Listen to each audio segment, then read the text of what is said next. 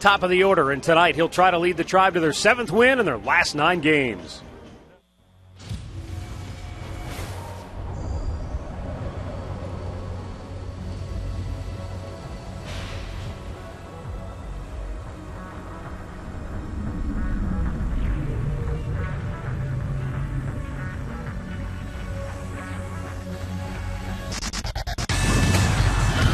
The Indians started their last series before the All-Star break in style as Josh Tomlin shut down the Rays and got support with 3 long balls from the offense. Tonight, the Tribe goes for 2 in a row against Tampa as Justin Masterson tries to make it 7 strong starts in a row. Next on Sports Time Ohio. It's a hot one in downtown Cleveland tonight as the Indians and the Rays continue their 4-game series heading into the All-Star break. Hi again, everyone. Matt Underwood alongside Rick Manning. Tribe winners last night for the 6th time in their last 8 games. They didn't get a lot of offense, but they got offense once again from Michael Brantley. And, Rick, he's been as consistent as probably anybody in baseball over the last couple of months. Well, he has. And the last couple of days, the long ball has been there for Michael, and that's just a byproduct of quality at-bats that he's been putting up over the last month and a half or so. Michael's been up there. He has been consistent. He loves to hit with runners in scoring position. He's a clutch hitter. He's on a 7-game hitting streak now, but 37 out of his last 40 games he has hit in, and that's pretty good consistency right there. The Indians are also getting good starting pitching right now, which is a big key to their recent surge. And let's take a look at tonight's Nissan Road-Ahead pitching matchup as Justin Masterson gets the ball for the Tribe. And he has been locked in over his last 6 games with a very good fastball. He's had great break to that slider. It's been nice and tight. He hasn't been walking people. He's forcing people to put the ball in play, letting his defense work. He's a ground ball machine. So Masterson 3-3, but a 193 in his last 6 starts. Will be matched up against Alex Cobb, the rookie. It'll be his first start against the Indians, and you can see what he's done in his last 6 starts. So I guess the key would be try and get ahead early against him. Get to a Nissan dealer for special offers on innovation that excites. Well, the Indian starters have gone 3 straight starts without walking a batter. We'll see if Justin Masterson continues that trend tonight. Coming up next.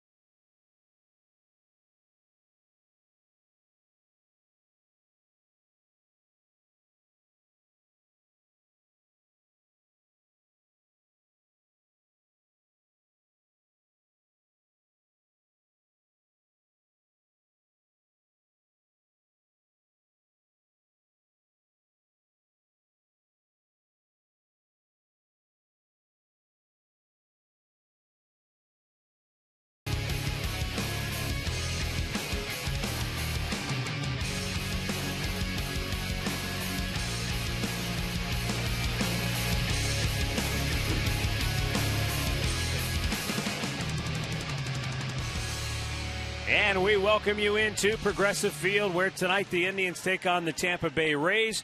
Tribe winners of 3 straight, 6 of their last 8, 43-39 on the year. They'll face Joe Maddon's Rays, who are 43-40. Tampa, 3rd place in the AL East, 7 games off the pace. The Indians just 2 games in back of front-running Chicago in the Central. Justin Masterson on the hill for the Indians tonight, and here's the starting lineup for Joe Maddon's Rays, brought to you by Kia. Desmond Jennings leads it off, followed by Carlos Pena. Then Ben Zobrist hits 3rd. B.J. Upton in the cleanup spot has great career numbers against Justin Masterson. Then Luke Scott, followed by Brooks Conrad, who starts at third, Jose Lobaton behind the plate, and then Will Rhymes and Elliott Johnson.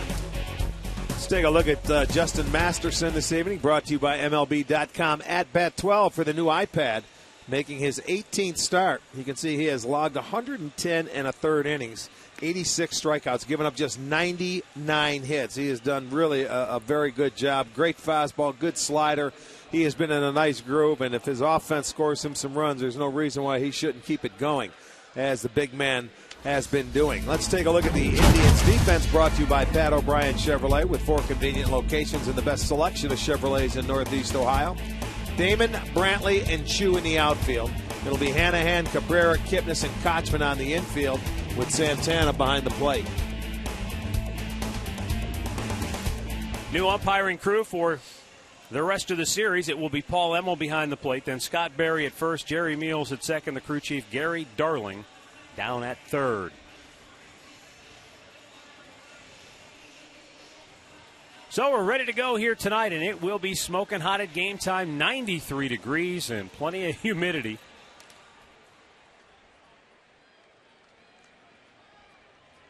Desmond Jennings will step in for Tampa, as Justin Masterson looks to continue his good role of late, but Jennings greets him with a line drive single to center to start the game. Well, he wasn't going to spot him that fastball, was he? Justin goes out, starts him with a fastball. I'm sure it's going to be middle of the plate, and he goes right back where it came from. So, 1 pitch, 1 hit for the Rays. Well, we'll say if that's a familiar theme for the Rays tonight, maybe that's their game plan coming in.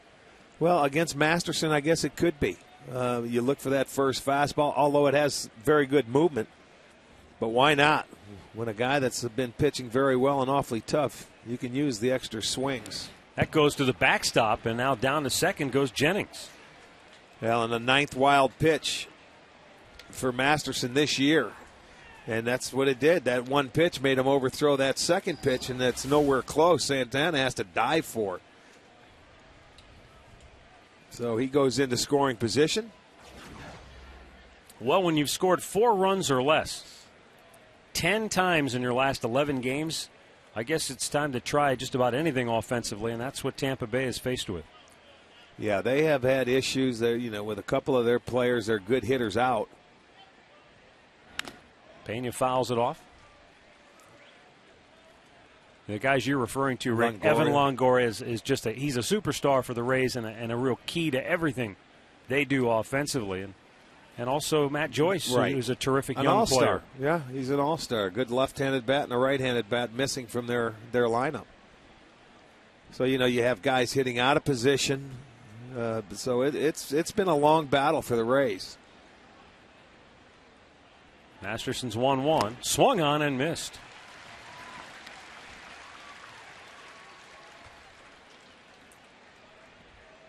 Pena 0 for 4 last night.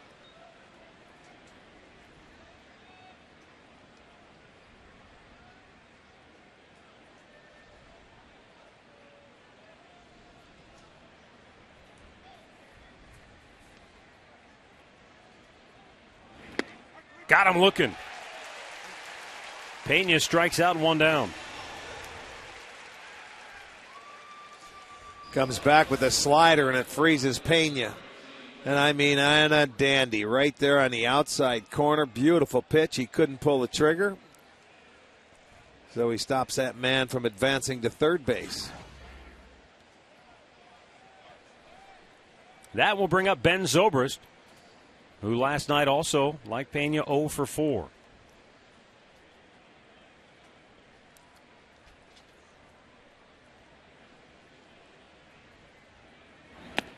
Down low, ball 1. Zobrist, 10 homers, 33 driven in. He's also doubled 17 times. You talk about getting after Justin Masterson on that first pitch. When hitters do, and they put it in play, they are hitting 340 off him and have hit 4 home runs. So I think that would be a pretty good philosophy.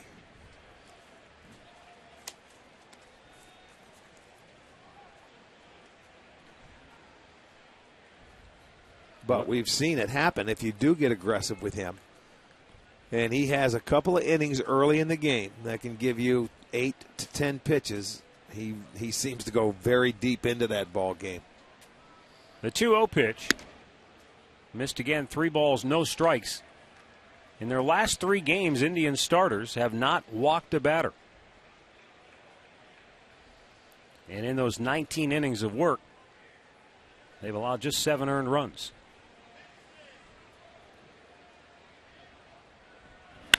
That is drilled deep right and gone. On a 3-0 pitch, Ben Zobrist socks one out of here, his 11th home run of the year, and Tampa jumps to a 2-0 lead. Well, that stops a string of 33 consecutive innings that Justin Masterson has not allowed a home run.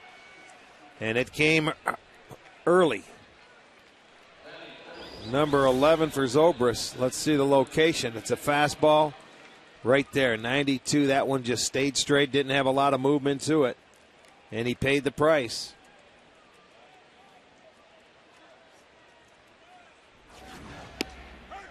B.J. Upton looks at a strike.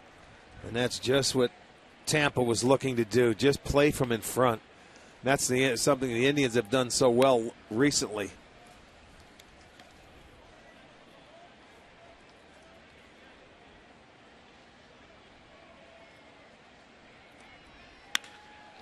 Upton lines it to center field. Michael Brantley runs it down, 2 away. Well, there are some guys who don't like to swing 3-0. There are some hitting coaches, their philosophy is don't swing 3-0. But there are a lot of guys who say that 3-0 pitch might be the best one you get in an at-bat. Well, very well could be. And you'd mentioned, though, the kind of numbers that Upton has against Masterson. So why not? I mean, he sees them well, obviously, and you pretty much know a fastball's coming.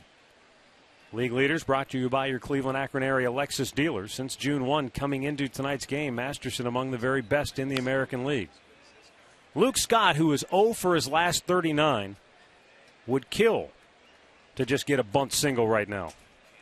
So with that shift on, he was going to take that. But it went foul.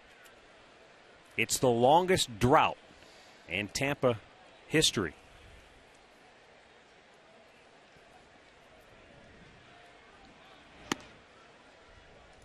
Well, that is some kind of slump right there. And I'll bet when he gets his first hit, his teammates are going to say, get the ball, just to lighten it up a little bit. But that is a tough streak. 1 ball, 2 strikes. Didn't he only walk one time in his last 40? Yeah, one time. So, I mean, he hasn't even been reaching base.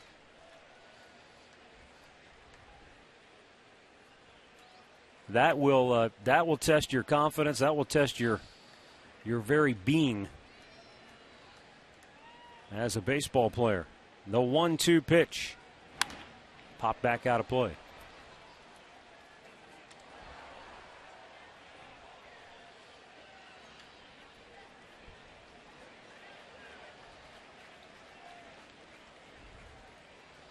Major league record for a position player is 46 at-bats without a hit.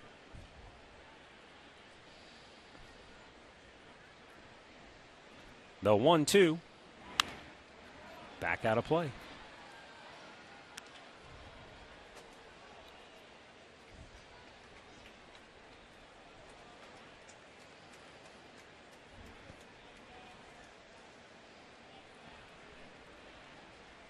Joe Madden watching his Rays jump out to a 2-0 lead here in the first.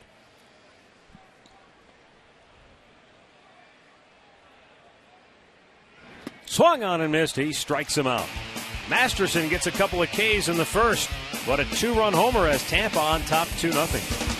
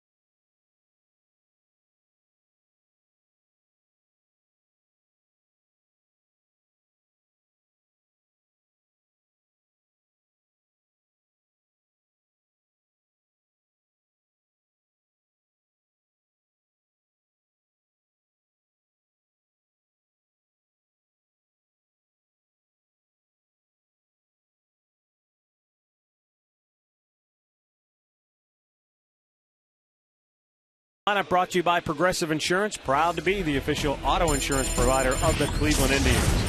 Shin-Soo Choo is Dribble Cabrera, Jason Kipnis, Hafner, Santana, Brantley, Kochman, Damon, Hanahan. Same lineup as the Indians used last night, 9 left-handed hitters.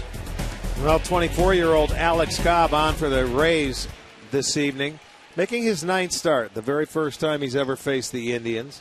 He is 3-5, 494 earned run average. And, he has struggled lately, but, he's filling in for Jeff Neiman, who was his place in the rotation, who was injured by, I think he fractured a ankle or the big right-hander. So he's on.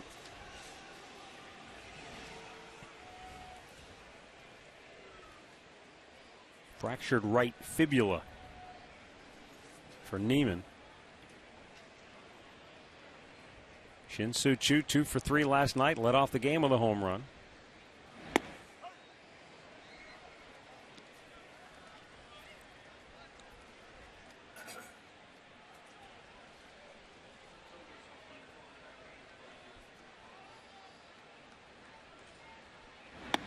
Curveball in for a strike. It's 0-2. Our stat of the game brought to you by your Northern Ohio GMC dealers. Leading off a game, or just in the leadoff spot, Choo has changed the dynamic for the Indians. And he leads off tonight's game with a base hit to right field.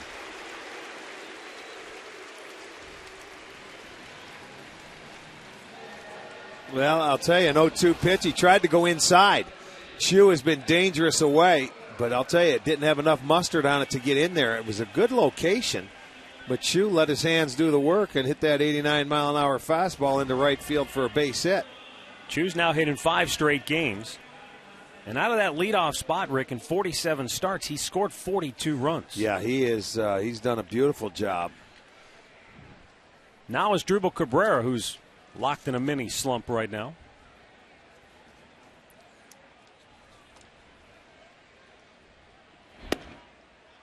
Cabrera just 2 for 16 on the homestand.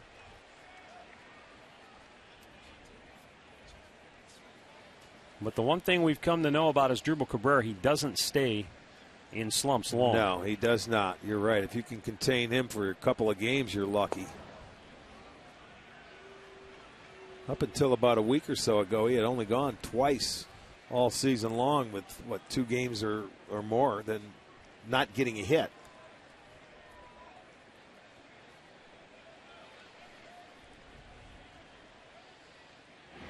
1-0 pitch down low, 2 balls, no strikes. Cabrera batted .297 in the month of June.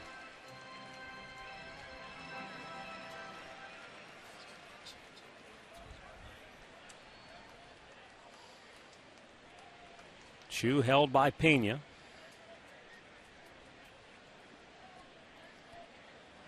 Ripped to right field, a base hit. Choo's going to hit second. He'll turn and burn. He'll make it to third. Long throw by Zobrist cut off. Indians at the corners with nobody out here in the first. Oh, nice job by Cabrera getting onto that changeup. And he's able to turn on it. That's a good pitch for him to hit the hole and send Choo to third base, which he does. So back come the Indians, and they're used to playing from in front. Unfortunately, they have to hit second today. But here they come. They're going to try and answer that 2-run first inning by the Rays. And, good play right there by Zobrist. He hits his cutoff man, a long throw. He wasn't going to get it there, but at least you hit your cutoff man. And the thing you noticed about that piece of hitting by Choo, or by Cabrera, the pitch was up, but he stayed back. Well, that changeup helped him.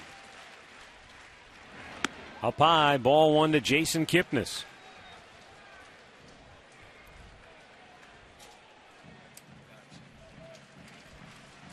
Jason 0 for his last 6, but on the year a .373 hitter with runners in scoring position.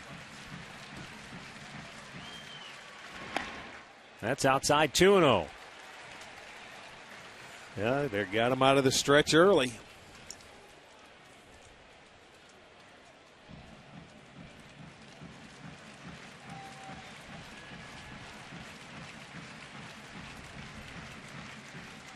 The 2-0 misses. 3 balls, no strikes.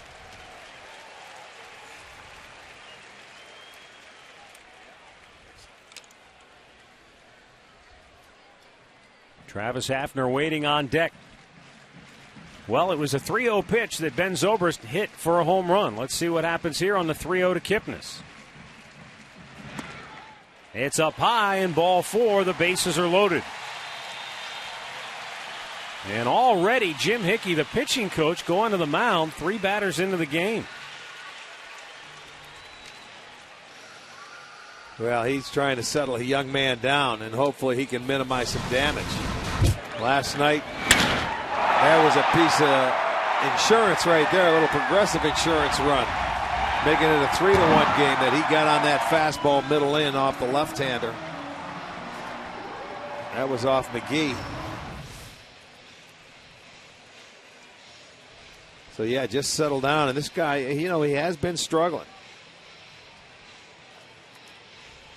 1-5.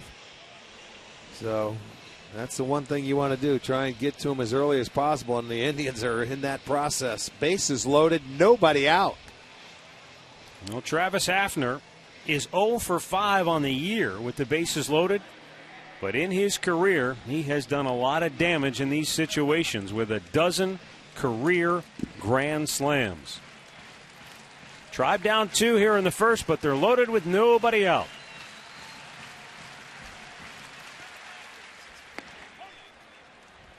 Off-speed pitch for a strike to get ahead.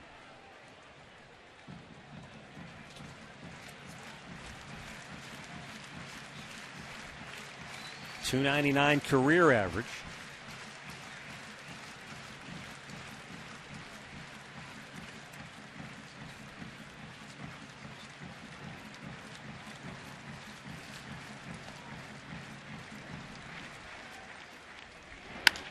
Bouncing ball to second. Rhymes goes to second for 1. The return throw in time. A double play.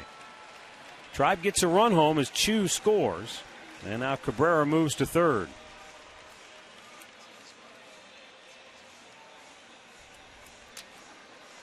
Let's take a look at the Home Depot Rays defense this evening. Behind Cobb, it's Jennings in left, Upton in center, Zobrist in right.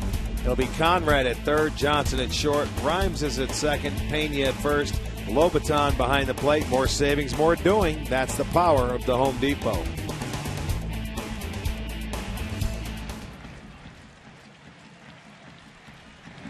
Carlos Santana looks at a curveball for ball 1.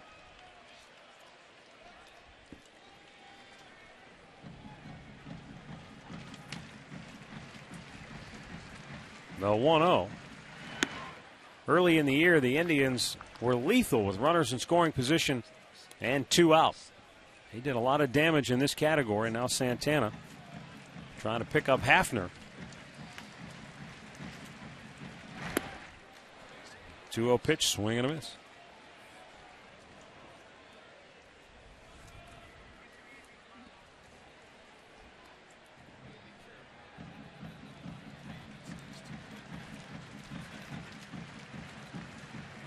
Alex Cobb with the 2-1. And the count evens up 2 balls, 2 strikes.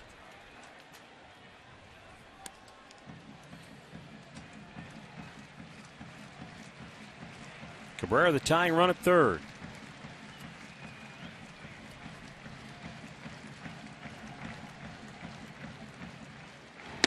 Missed inside with a fastball. And the count is now full with Michael Brantley waiting on deck.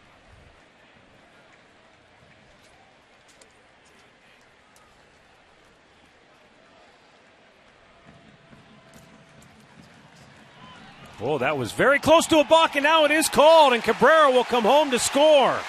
Cabrera darted almost halfway down the line unimpeded, and he just rattled Alex Cobb into a balk. You know, that was great because at third base, you can go as far as that third baseman is off the bag. And if you want to go from that windup, and Cabrera did something very, very good right there. It shocked him. It surprised him. Well, with that shift on, you're right, Rick. The third baseman's Take way off. It was beautiful. I mean, watch him go. Look where the third baseman is. That guy has to. He's got to think about it. He didn't step directly off. He just pulled back, and that's a balk. Nicely done. They get that 2 spot back. So we are tied at 2. And a 3-2 pitch is fouled back.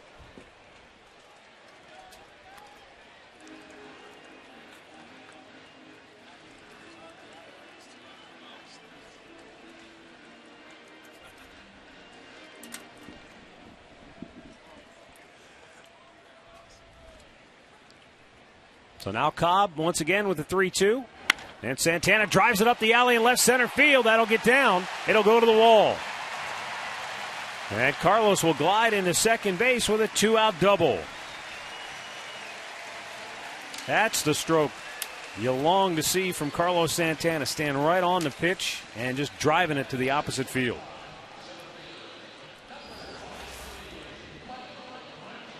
That might have been another changeup, and I think everything that he's given up, it seems like to come on the changeup.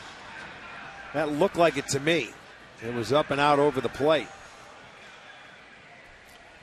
So he has been hurt on his changeup here in the first inning. That changeup has been upstairs. Yeah, here's Michael Brantley, 2 for 3 with a home run yesterday. He's homered in back-to-back games for the Tribe. Somebody asked him after the game, he's turning into getting a little power hungry, and he said, absolutely not. As you said, his homers come from quality ABs. Ground ball to first, Pena scoops it up. And the inning is over, but the Indians come right back and respond with a pair in the first to tie the game at 2.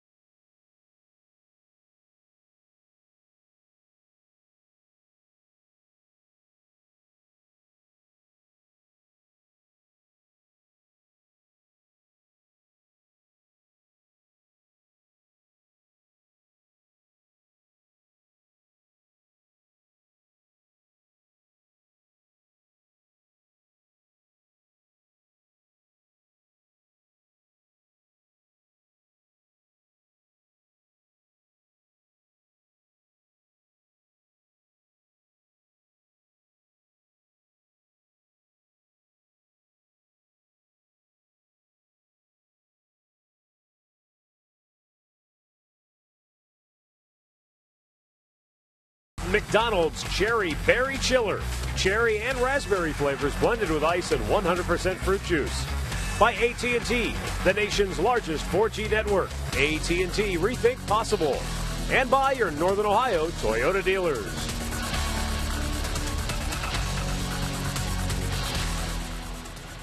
We go to the second inning.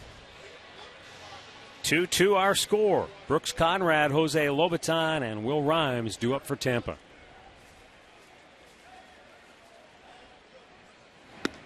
And Masterson with a first pitch strike into Conrad.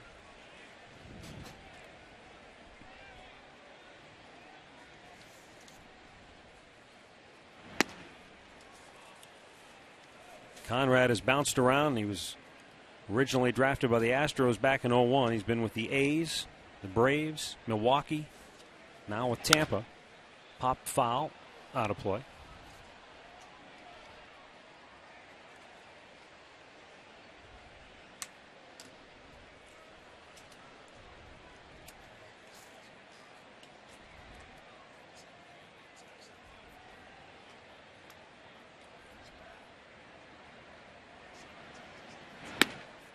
Outside. And the count evens at 2 balls and 2 strikes.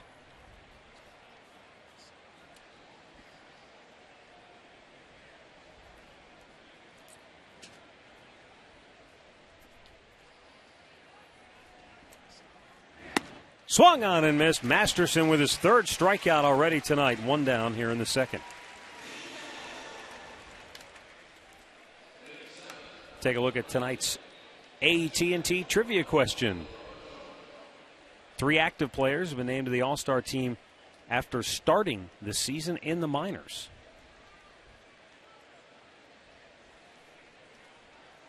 We'll have the answer coming up later in the game. Jose Lobaton takes the ball inside.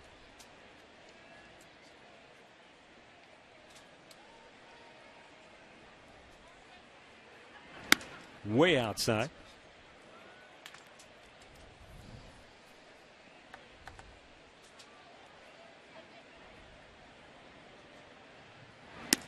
Same spot, he misses again. And he's 3-0 to the light hitting backstop for Tampa.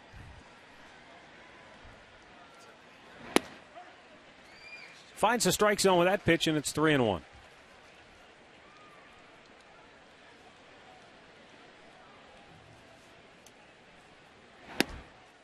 And Masterson walks Lobaton with 1 out to bring up Will Rhymes. Now, how do you think they're feeling at Fenway Park right now? They've got the Yankees, the division-leading Yankees in there, and New York has struck for 5 runs in the top of the 1st inning. Boston starting the night just 2 games above 500. They've lost 3 in a row, and they're 7.5 games behind front-running New York.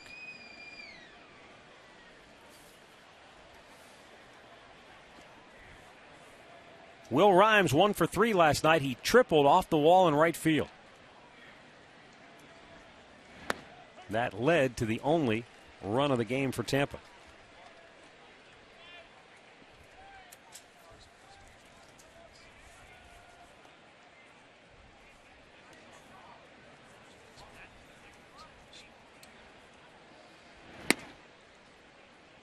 One ball, 1 strike.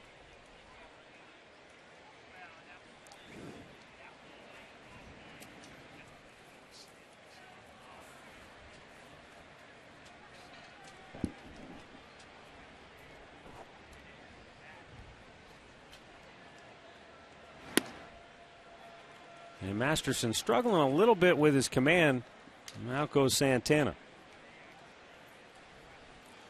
Well, Justin knows what he has to do here. He's throwing strikes. His team just came back, got him out of that 2-0 hole, so his job is to go out there and, you know, have a quick inning and get that offense back in. And we mentioned it yesterday with the way the offense is for the Rays. You give them base runners, they'll have a chance. You've got to make them work for it. Make them hit their way on. 1 on, 1 out, 2-1 count for Rhymes. Drilled to right field. Chu on the move. He'll make the catch. And back to first is Lobaton, 2 down. There you go. Even though he hit it on the nose and it was a pitch elevated in the strike zone, it's right at one of your defenders.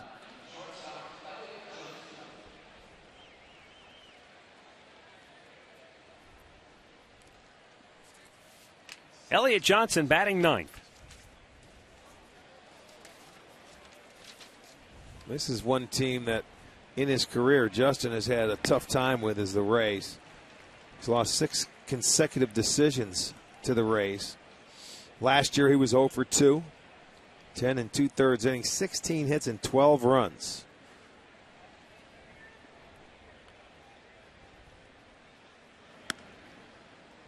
One ball, 1 strike. Elliott Johnson is one of the hitters in this Rays lineup that their hitting coach Derek Shelton is really high on. And the numbers bear that out. Hitting .274, one of the better batting averages on this club. Line drive single into right field. And Lobaton will stop at second base.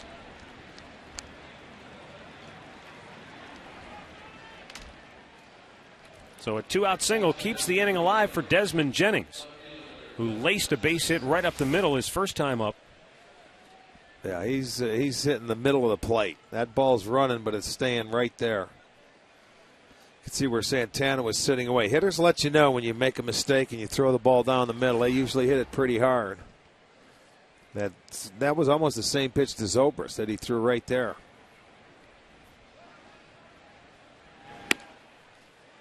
That single by Jennings to start the game, just his 13th hit in his last 79 at bats in the leadoff spot. Well below the 200 mark.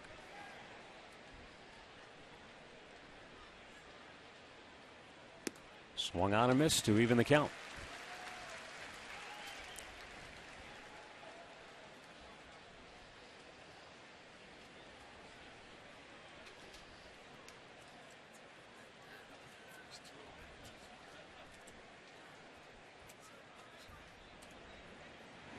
Swing and a miss. Boy, took something off there, and Jennings out in front chasing. Well, after he throws the fastball in, he goes right back with a good slider away. So now a chance to get out of it here. Indians pitchers have held the opposition hitless in their last 10 tries with 2 outs and a runner in scoring position. And that sails wide 2-2.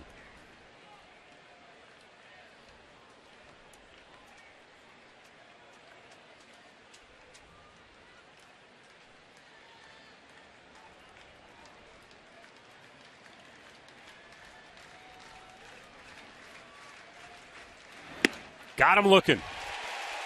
Jennings rung up to end the second. Tampa strands a pair. Tied at 2, middle of the second.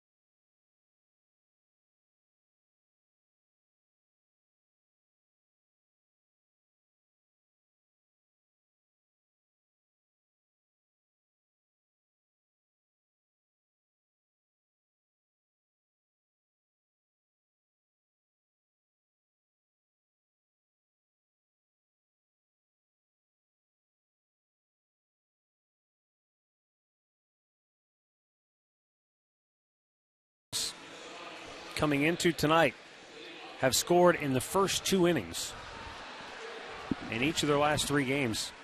Total that all up, and they've outscored the opposition in innings 1 and 2 in their last 3, 14-1. See if they can. Boy, it's always nice playing from in front. I remember they ran into a spell there for a while where they were playing catch-up, it seemed like, every game. And it's so much easier when you can get the lead. It just takes a little pressure off of you. You can relax a little bit. Not losing focus, but just relax and not have to play catch-up. And a big reason for their success is getting their leadoff guy on, including tonight. When leading off an inning, Indians hitters now 10 for their last 23, accounting for 8 runs. Kochman looks at a strike, 1-1 to count. Casey 1 for 2 last night. He also drew a walk in the game.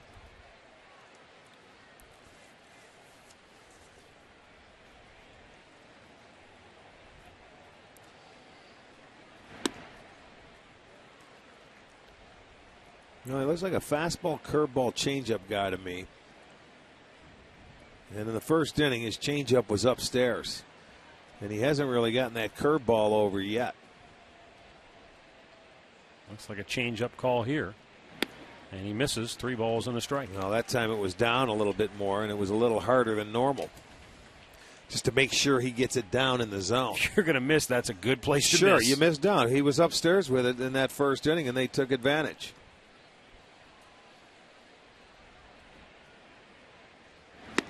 Swung on and missed in a full count. Casey, 8 hits in his last 26 at bats. That covers his last 7 games, starting to pick up the pace offensively a bit.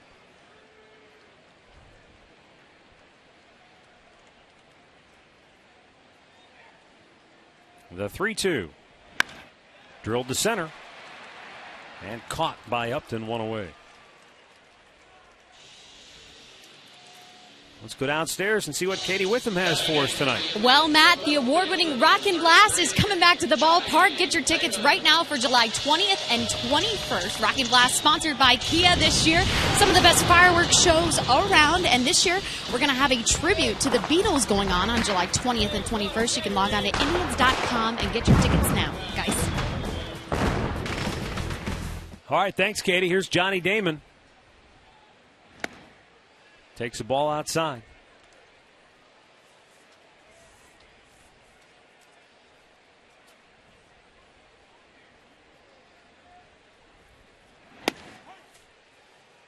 That'll even it up. 1-1.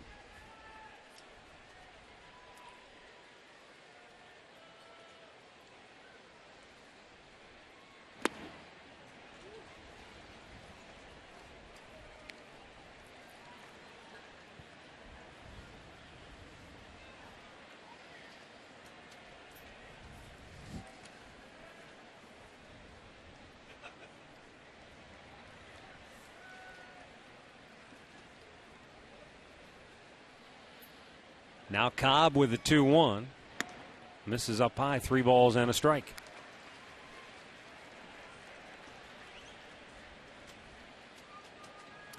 Cobb 50-50 already here tonight. 16 balls, 16 strikes. 3-1 delivery. And Damon drives one to right field, but Zobrist has it measured, and he's got it 2 away.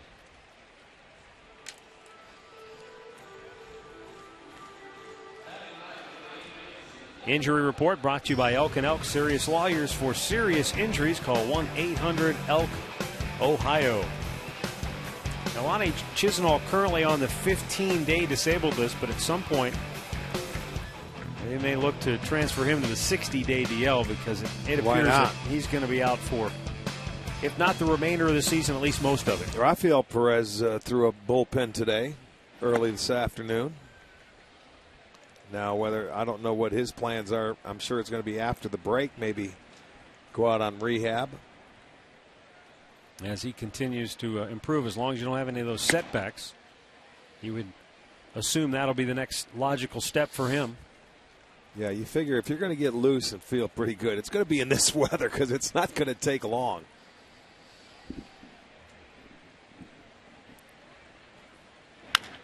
Hanahan bounces one to second. And the Indians go 1-2-3. Tied at 2 as we go to the third.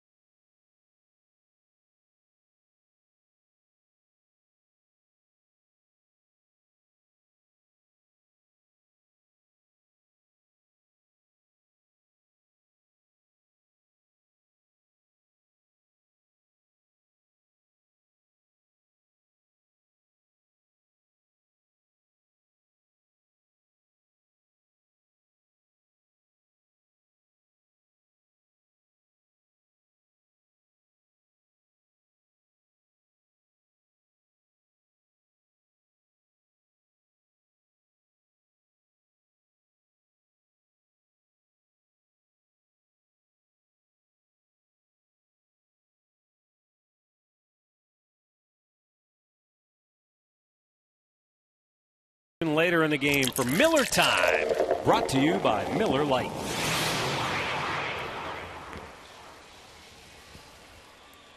Third inning, Carlos Pena, Ben Zobrist, and B.J. Upton due up for Tampa.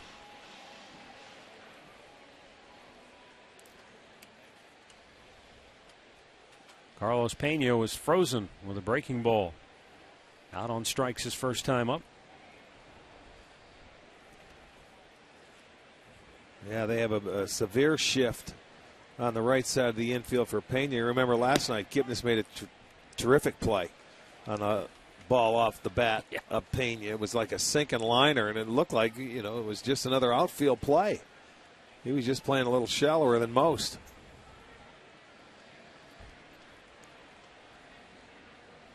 The 0-1. A little bit outside. Here comes that play. Same situation. He hits a sinking liner. Kipnis got to take 2 or 3 steps to his left. And that's like an outfield play. That's not an infield play. He knows a little something about that. Yes, he does. Drafted as an. There it is. Other side. Almost made another spectacular play, but Pena able to line that one past him.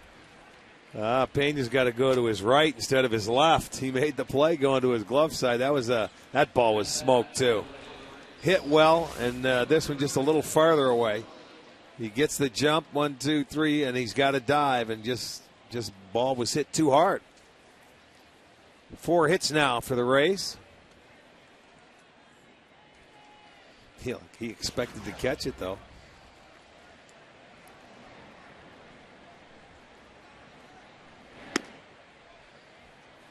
Ben Zobrist hit the 2-run homer in the first for Tampa.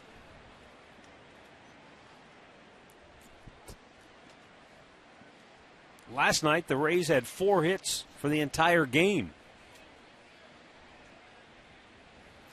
Well, what scares me so far? He's got 11 hitters, as we'll look at the home run. Put a good swing on that ball. It was right down the middle. But what I was getting ready to say, what scares me, he's faced 11 hitters and he's got no ground ball outs. Everything in the air or the strikeout. He has 4 strikeouts, but still, he's a ground ball pitcher. Well, he's 3-0 to Zobrist again. So that tells me everything's sort of upstairs for Justin. They're staying in the middle of the plate. He's not getting people to roll over it or beat it in the ground. He probably won't get the get-me-over fastball this time. Shaved the outside corner with it.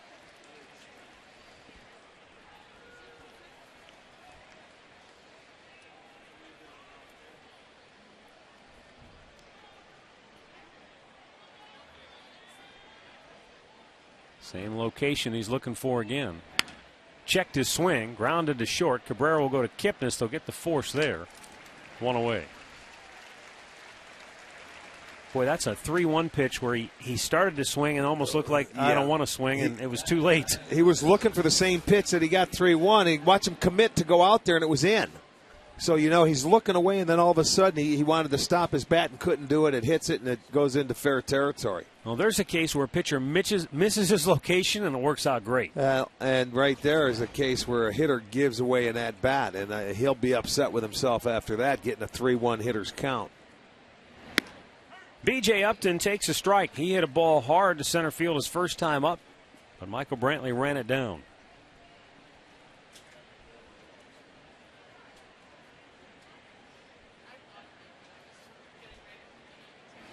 Upton, no stranger to that. Last night he blistered a ball to third base, and Jack Hanahan made a terrific pick to take a hit away from him.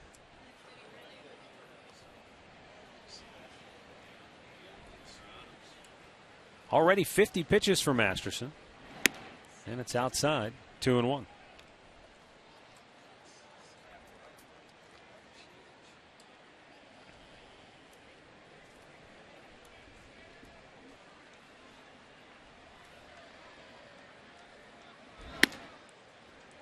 Boy, close. 3-1. Yeah, he's upstairs a lot today. He's cutting underneath the ball, it looks like, and everything is just, he doesn't have the hand behind it where he's getting the good sinking action. Hopefully he can find that here, but as of right now, to this point, we're in the third inning. He doesn't have it. That's his second walk issued here tonight. 2 on, 1 out. Luke Scott coming up.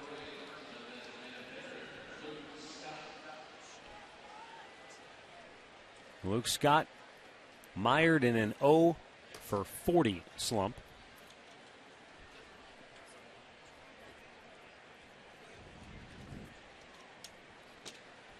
But he steps in here with 2 on. Boy, it's a good thing he started the year off with some hits. Because could you imagine starting the year off something like 0 for 40? Tapper foul. If you started the year 0 for 40, it would seem like it would take you forever just to get.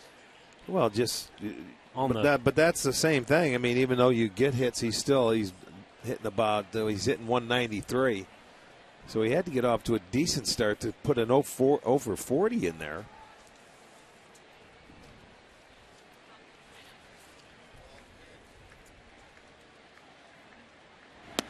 Checked, it was down low.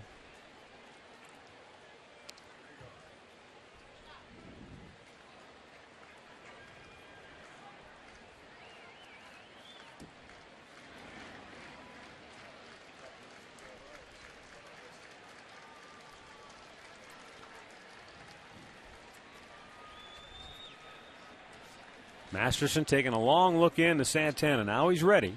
And the 1-1. Nothing doing at second.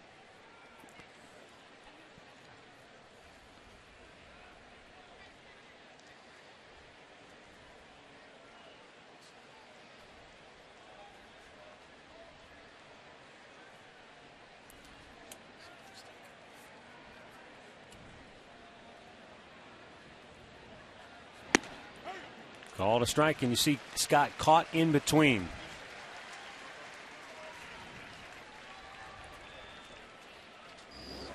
Well, he gets a slider here. And once he sees that funny spin to it, he doesn't take the swing, and it drops into the zone for a strike. Masterson stranded a pair of Tampa base runners in the second inning. He's got 2 on with 1 out here in the third.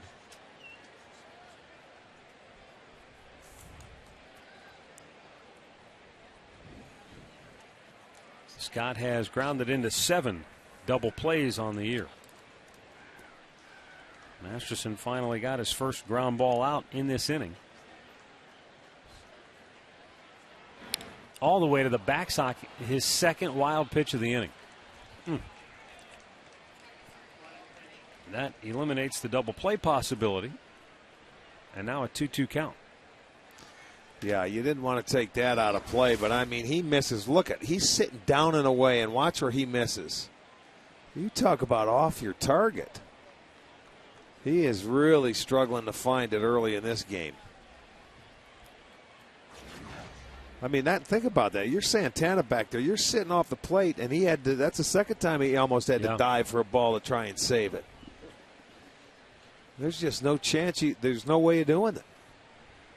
There's some pitchers you can sit in a rocking chair back there and you like to catch, like the guy we saw last night, Josh Tomlin. But, boy, it's a different story tonight. Drilled foul deep down the right side. And the count stays 2-2.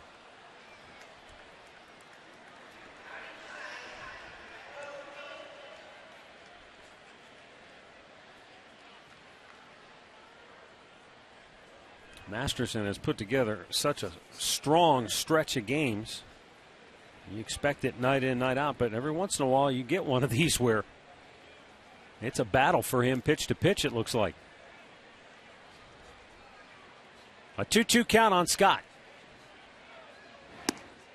And just a little bit high again, full count.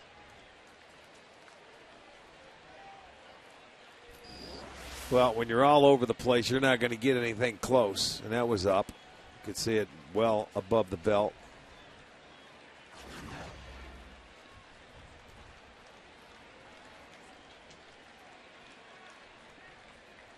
That's Brooks Conrad in the on-deck circle. Masterson with the payoff pitch. Swung out and missed. He strikes him out again. Well, he helps him out. He could have been standing on first base. Instead, Masterson gets his 5th strikeout. The over-aggressiveness here of Luke Scott swings at a ball out of the strike zone. You can see he's talking. You talk about pressing. He's afraid to take a walk to get on base because he wants to hit so badly. And that's what happens. If you don't swing at strikes, you're going to be going back to that dugout quite often.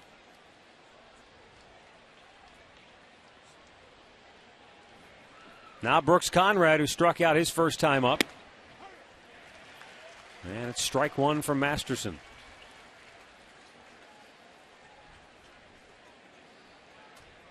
He has punched out 5 Rays already. But he's over 60 pitches in the game.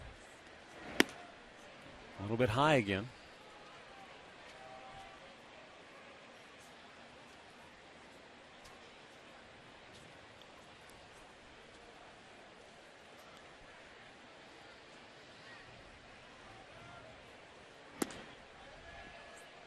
And it's outside 2 balls and a strike. I mean, I'm looking at our defense, and they're standing around. This is not a good game for them to be standing around. Normally, he's throwing a lot more strikes.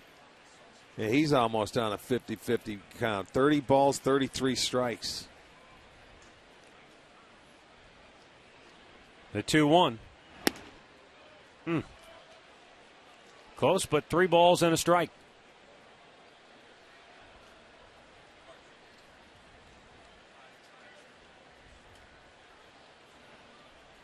So Conrad sitting pretty here, 3-1.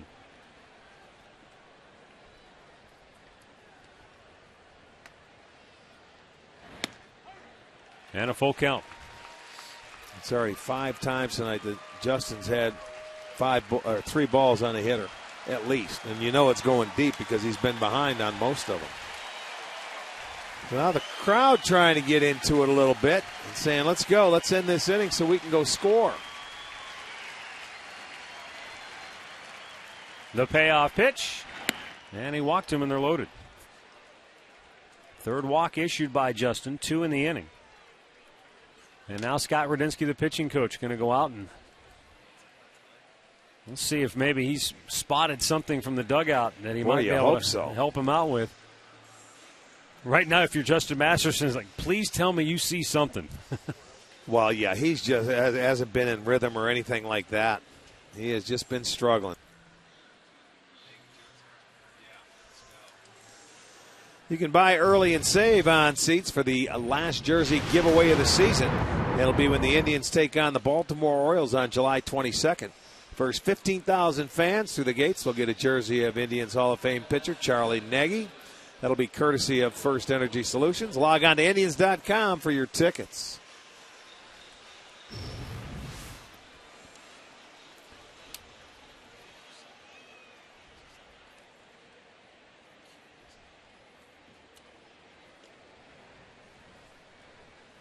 So they're loaded up with 2 down as Jose Lobaton steps in. He walked his first time up.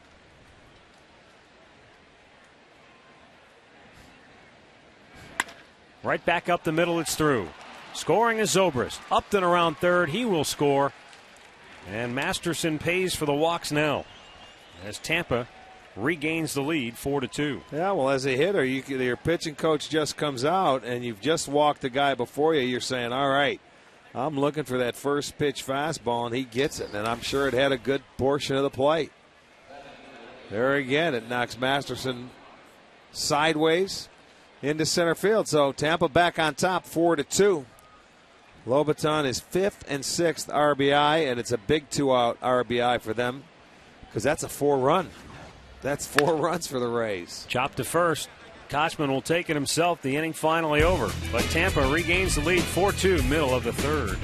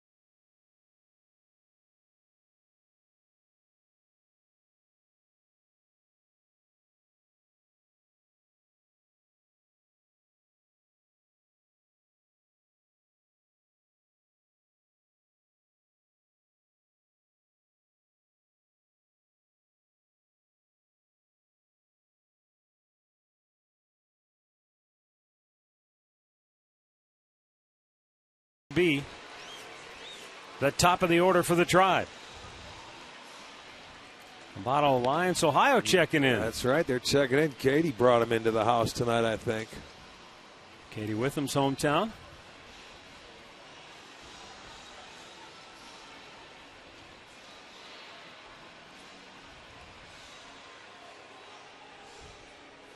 Shin-Soo Choo singled and scored in the first.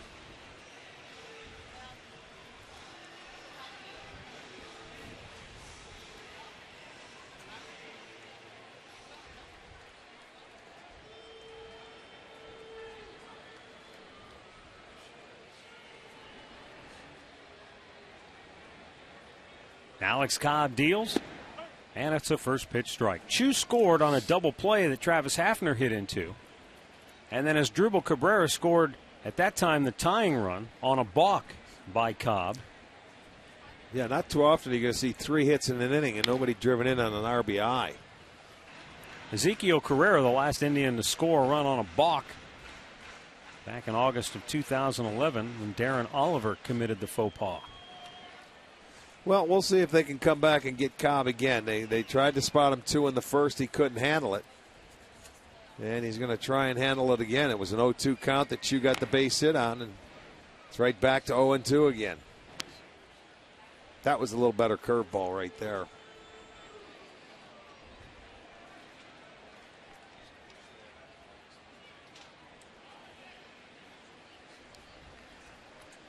Now the 2-strike pitch in the dirt.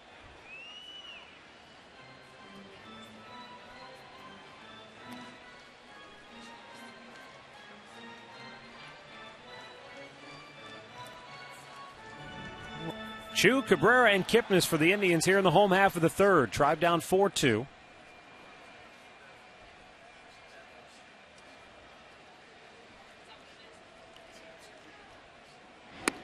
And Chu strikes out first K for Cobb, 1 down.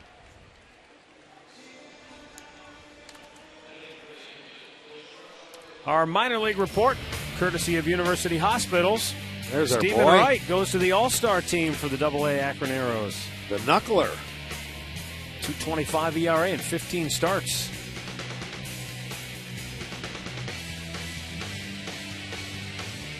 It'll be interesting to see how far this young man can go. One of the few remaining knuckleball pitchers in professional baseball. Well, the reports are he's got a very good knuckleball.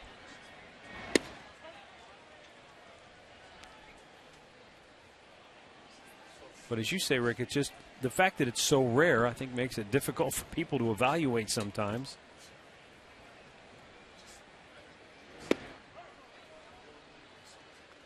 Oh, 0-2, quickly the count on Cabrera as Cobb comes out firing strikes here in the third.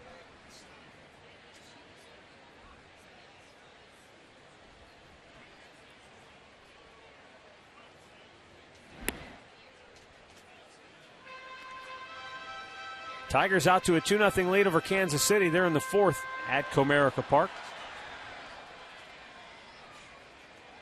Boston has roared back at home against the Yankees. 6-5 New York. They're in the second inning at Fenway Park. And we've got 2 quick outs here in the third.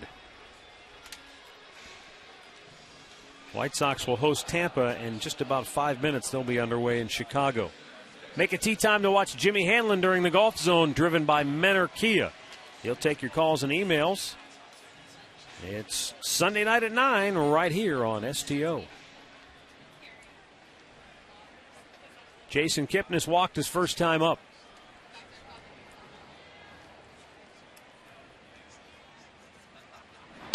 Curveball hit on the ground to short. Elliott Johnson takes care of Kipnis, and the Tribe goes quickly 1-2-3. Cobb has retired 7 in a row.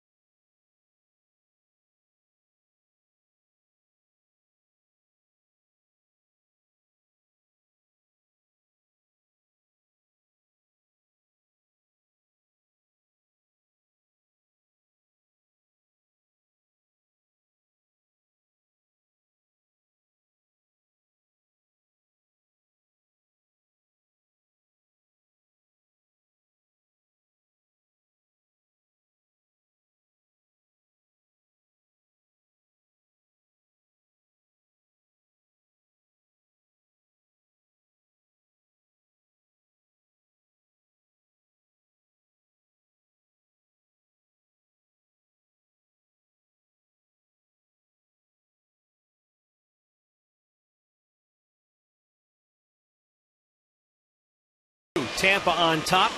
Matt Underwood, Rick Manning with you, and really happy to be joined now by Larry Doby Jr. as the Indians pay tribute to his father, who was a pioneer, first and foremost, a great player, but even a better individual, better human being. Rick obviously got to know him on the baseball side. I had an opportunity to interview him a couple of times. And Larry, great to have you with us. And this has got to be a lot of fun for you coming back here. Yeah, it is. It's always fun to come back here where it all started for my dad. And it's going to be kind of a neat deal after the ball game where they're going to rename Eagle Avenue Larry Doby Way. And the irony is that the club he played for was the Newark Eagles. Yeah, you're the first one to mention that. I thought about that right away. It is ironic. So, it's kind of overwhelming that they'd actually do something like that, but I'm extremely proud and happy that they saw fit to do it. Well, no doubt. He loved the city of Cleveland. I know that. He was a coach when I was first coming up as a kid in the minor leagues, and I got to know him there. He did a fantasy camp with us. He was truly a gentleman, one of the nicest guys you'd ever meet. And I was sorry to see him leave because he ended up going to Chicago and managing in 1978, didn't he? Yes, he did. Yeah, he was here for the 1 year in '74, and things didn't work out, and ended up going back to Chicago. So, but he enjoyed coming back here, obviously, in the old big ballpark. Yeah, some of Larry Doby's highlights incredible. I mean, he signed with the Indians in '47, made his debut, only played in a handful of games that year, but in 1948. Really took the league by storm, hit over 300, and led the Indians to their last world championship. Did he talk about his playing days? Did he share some of those memories with you? He wasn't one to really talk about that stuff with me. He was kind of like dealing with the present and the future. Now, as he got a little bit older, his tongue got a little looser, and I got a few stories out of him. But most of my stuff was either history books or being lucky enough to meet his teammates. And the first thing I would say, and they would laugh. I go, Mr. Lemon, was my father any good? And he'd go, yeah, he was real good. What are you talking about? Like, I didn't believe him and stuff. But that was always nice to hear from them. Then, of course, as, he got older, he told a few more stories. But, that was a great team they had with a lot of great players. And he was just, one of the ones that contributed to that championship. No one would ever want to take anything away from Jackie Robinson, what he accomplished, what he meant to baseball. But it's been brought up by a number of people, especially here in Cleveland, that more people need to know about Larry Doby and know his story and how much he meant to the game of baseball. How do you feel about that? Well, my dad was perfectly happy with his place in history. Somebody had to be number two. When Mr. Rickey signed Mr. Robinson, all those guys in the Negro Leagues thought maybe we have a chance. And he was one to get an opportunity from Mr. Veck and was able to be successful. And the most important thing was that because of their success, the doors opened and people came after him. And that's what I think, he was pretty proud of. Well, and I think that's the point they want to get across. They opened doors for so many. They were the pioneers that laid the groundwork for the rest of the African-American players to come nowadays. And I just hope that some of the players nowadays can appreciate that and live through that. And, Mudcat Grant, who was with you tonight, yeah. I mean, he was your dad's roommate. Sure. First roommate for Mudcat. Yes. And I got to know Mud very well, but right. not only as a player, but he was a broadcaster here when I came up. Right. And have spent a lot of time with him. And I've heard the stories through Mudcat, and that's through firsthand, and that's about as good as you're going to get. Exactly. All right, here we go. You played some baseball in your time. I know you played in the minor leagues. Yeah, I did, and you can see why. I was throwing a fastball, and it turned out to be a changeup. That's okay. Oh, boy. Pitch up and in. 2-0 count with two down here in the top half of the fourth. Rays with the runner at second. We're visiting with Larry Doby Jr., who did play some minor league baseball. And I think I read you said when they started throwing the curveballs when your career stalled out. Unfortunately, yeah. I could hit the fastball pretty good, but then when they started throwing the curveball, I messed up my fastball swing too. Well, that separates the men from the boys. A lot of people. The fear of hitting, it sure does. It's a scary thing, but at least you had the talent enough to play it and go that way. Yeah, I tell you, it was I wouldn't have traded it for the world. Got to play against some guys that made it to the big leagues, including Von Hayes, who was the most valuable player in the league when I played against him. So I'm very happy for that time and just wish it would have lasted a little longer. Can you stick around a little bit? Sure. All right, we're going to come back more with Larry Doby Jr. Right now, it's Tampa 4, Cleveland 2 as we go to the bottom of the fourth.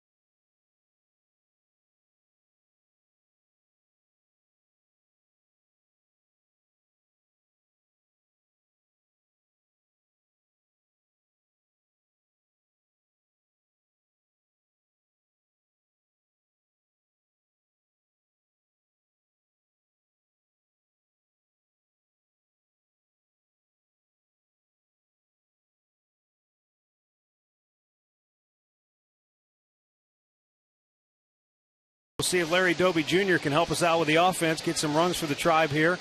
He's been kind enough to stop by and spend some time with us here tonight.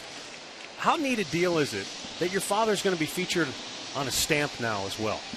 Another unbelievable honor that, something you would never dream of. But, yeah, it's neat. I think the nice thing is that there's 3 other big leaguers that are coming out with him. 2 of them he played against, and the other one he had a lot of respect for. So it's Joe DiMaggio, Ted Williams, and Willie Stargell. And Ted Williams was one of the guys from the beginning when my father started that treated him very well. So he always had a soft spot in his heart for him, and I think he'd be proud to know that he's going out. 4 great stamps right there. Yeah, no doubt about it. Did he ever tell you stories, or did you ever get an idea of the difficulties he faced, breaking through, being that pioneer in the American League? Again, he was one of those people who didn't really talk much about that. He would talk about the good things. So, growing up, I heard about Jim Hegan, Bob Lemon, Joe Gordon. Heard about all the good people, and they honor him tonight with this street, but it's actually an honor to a lot of people. It's Bill Veeck for signing him. It's those 3 guys for accepting him and being his teammate. It's the city of Cleveland for supporting him from the day he got here. So his name's on that street, but nobody makes it in this world by themselves. Right. And there was a lot of people that helped him, and he didn't forget the good ones. He was a good enough man to carry it through and pave the road that everybody believed in him, and so he just followed through on it. Yep. And I understand that I read a story where his words echoed in your ear when you went to play college baseball. You went to Duke. You played for Enos Slaughter, who wasn't known as one of the most welcoming guys. No. But he taught you to deal with people on your own terms and not what other people said about them. Yep. I was, he said to me, he goes, "You're going to go to Duke?" I go, "Yeah." He goes, "That's where you want to go?" I said, "Yeah." He says, "You want to play for Enos Slaughter?" I said, "Yeah." He said, "Well, all I'm going to tell you is this. You treat people the way that they treat you. It doesn't have anything to do with if I get along with them or not." And that was a long time after the Jackie Robinson, Larry Doby thing, and Enos had changed by then and was a good guy, and I had a great time playing for him. And it was ironic, that I would be the first black baseball player to coached by Enos Slaughter. But, it turned out to be a good relationship. Funny story is my father had a fight in '57. He was playing for the White Sox against Art Ditmar, threw a ball for the Yankees. And Enos was on the Yankees then, and in the base brawl in the skirmish, Enos and my father and a bunch of guys were all throwing pitches. So they became, pretty good friends through me, I guess you'd say. And, a lot of old-timers games, shared stories and stuff like that. Now, I think one of the most interesting elements of your life is that you ended up being a Union stagehand, and then you ended up touring with Billy Joel. Yeah. Now, you got to have some great stories from that. Yeah, I have some very fond memories. And the number one thing is that he's a good guy, too. And I think, when you work for somebody like that, everybody wants to know, what kind of guy is he? What kind of guy is he? And it's so nice to be able to truthfully say, he's a good guy. Treats us well, and it's been a world of experience. I've seen not every country in the world, but I've seen a whole lot of places just because of him. So, and, you traveled with him for how long? Oh, goodness. The first time I think I went with him was 94. So do the arithmetic, whatever that is. Yeah, I've been with him that's since unbelievable. Then. That's yeah. So, you do different things. You take different paths. So it's something really special for you and your family tonight. Yeah. Without a doubt. Well, and everybody in Cleveland, too, because we'll be joining you after the ball game. We'll see everything. We'll see the unveiling of the street. It's going to be something very, very special for us. It's a celebration for the whole town. Yeah, so, it really is. Yeah, I'm looking very forward to it. The Indians organization, and they, I'm sure you're always welcome, and they always treat you well. Yes, they do. Yes, they do. Bobby DiBiasio's been here a long time and has always, been very gracious. You still enjoy the game? Are you a fan of the game? Yeah, I'm a big fan of the game. When I was a kid growing up, all I did was read those stat books. Yeah. And, could take a lot of people's money because I could recite it pretty well. But I think your father playing for the Indians and no advantage of cable TV and computers back then, it was hard to root for them. So I just became a fan of the sport and never really had a favorite team because we couldn't root for the Yankees. Right. That was not going to happen. Good for you. So consequently, yes, I'm an Indians fan, but more of just a baseball fan. Well, it's hard to believe that the Indians still haven't won a World Championship since 1948. Yeah, it is hard to believe. But, there's some other teams out there that are a little sorrier than we are. One, the Cubs. Yeah, and that's Cubs. about it. That's okay. One. I've been reading that book, too. Yeah, we want to see that drought end. Yeah, definitely. 3-2 pitch to Santana. And he grounds it foul. Were you here when the Indians retired your dad's number? Yes. Do you remember that ceremony? ceremony? I think it was 94. Yeah, I was here. And I was here for the World Series for some of the games in 95 and also 97.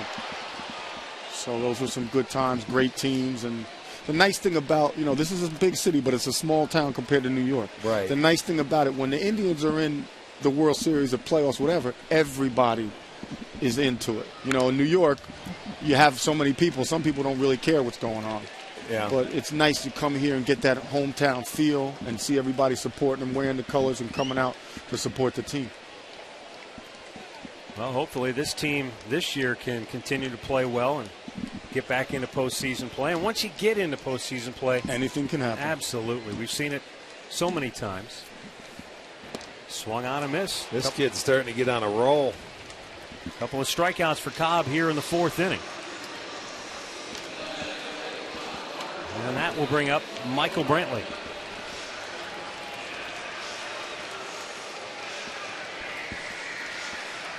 We're visiting with Larry Doby Jr. And after tonight's ball game, they'll rename Eagle Avenue Larry Doby Way. It'll be a ceremony that will take place right here at the ballpark. And, obviously, it's a special time for Larry and his family to see his father honored in this way. And we also mentioned there'll be a stamp coming out in his honor as well. Did you get a chance to visit with any of the players before the ball game? Tony Sipp a little bit and Michael Brantley. Yeah, I saw you down there. Yep. It was nice to say hello to them. And Tony Sipp went to Clemson and I went to Duke, so I gave him a little ribbon about that. That's good. And Michael Brantley, I just said, is Mickey your dad? Because he was one of the sons that made it. So yeah, congratulated him on that. And he's doing a fine job this year. He's having a nice year. This is his first opportunity to really play every day. Okay. Done a good job in center field, and he had a long hitting streak going this year. He's hitting 37 of his last 40 games. Nice. 2-1 pitch, slowly chopped up towards first. Cobb will tag him out. Larry, thanks so much for stopping by. My pleasure. Great to have you with us. Larry Doby Jr. with us here tonight. Nice Indians trail the Rays 4-2.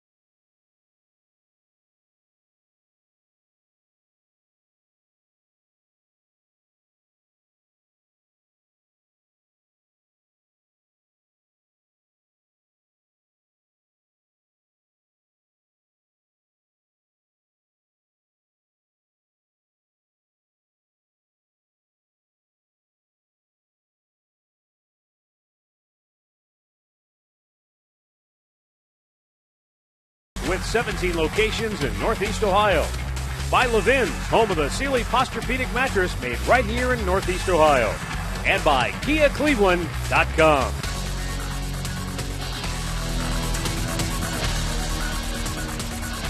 All right, 5th inning. And the Tribe trails at 4-2. B.J. Upton, Luke Scott, Brooks Conrad for the Rays. And Masterson misses up and in, ball one with his 81st pitch of the night. Well, it looks like Alex Cobb has settled in a little bit, and now that's what Justin Masterson has to try to do. Get back in that strike zone. Upton helped him out there, 1-1.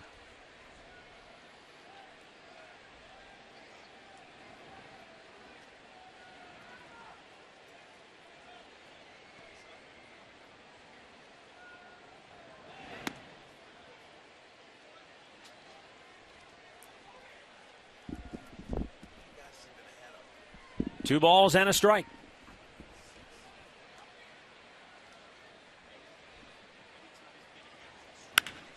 And a blistered ball by Cabrera at short for a leadoff single by B.J. Upton.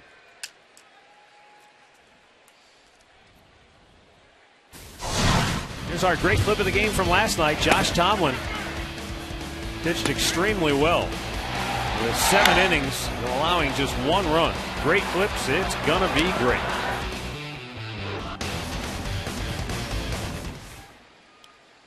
Well, he made it look easy last night. That was about as good as he's pitched all year.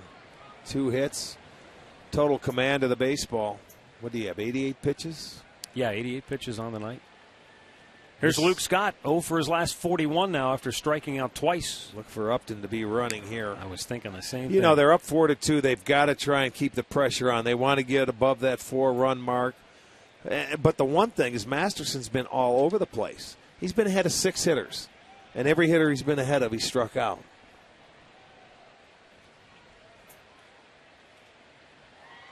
Upton takes off, and Scott swings at the pitch, drives it to deep right center field. Well, he breaks Brantley is out of room, and he can't quite make the catch. It's a home run. Luke Scott ends an 0 for 41 slump with a 2-run homer. And it's now 6-2 Tampa. Well, Brantley gave it a heck of an effort. Not sure if he got leather on it, but he was very close to robbing Scott. But it goes for a 2-run blast, and Luke Scott will probably be shouting. He's trying to hug anybody is right. But there it is, down and in.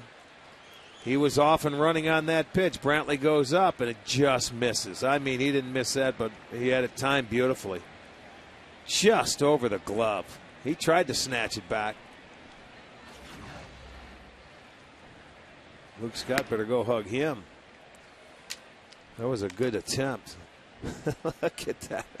Obviously, that's he's what a an very 0 for 40 guy. does. Well, yeah, of course. And, they want to see him snap out of it because he leads the team in RBIs.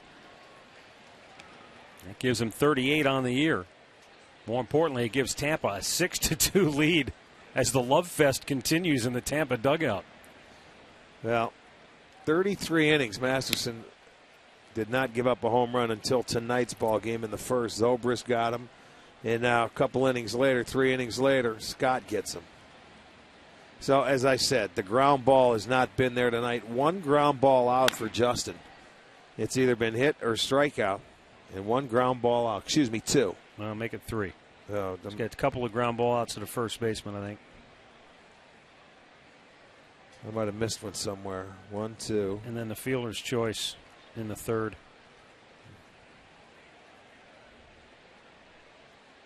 Oh, I got you. That's strike 3 called. 7 strikeouts for Masterson. And we'll go back to the Hyundai Studios for this in-game update with Al Pawlowski. All right, Matt, Rick, let's go to Detroit. Royals taking on the Tigers. Scoreless here in the bottom of the 3rd inning. Runners at first and second for Quinton Berry. Perfectly placed ball. Winds up being a triple for Berry. He knocks in 2. Just now, Kansas City scored a run in the top of the 5th. So it's 2-1 Detroit, 5th inning in Detroit. Matt? Thanks, Al.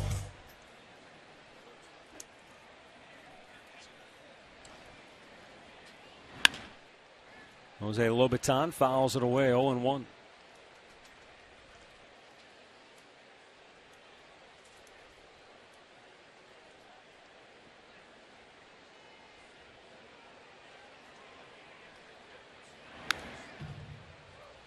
Oh, 2. Nick Hagedorn loosening in the Tribe bullpen.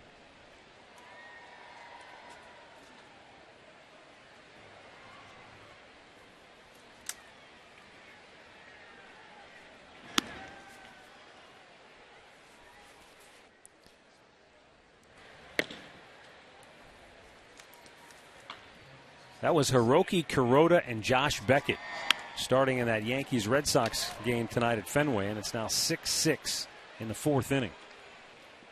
Lobaton with a one-out single.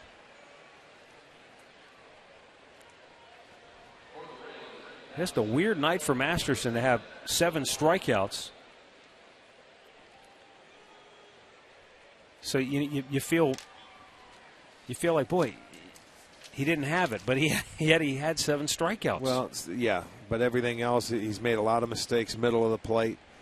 And, the Rays right now, they have 9 hits.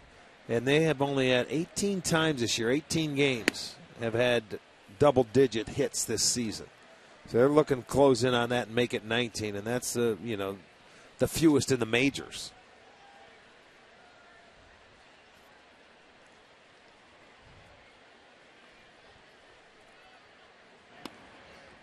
Down low, a ball and a strike to Will Rhymes. Yeah, he just didn't look in rhythm all night long, right from the outset.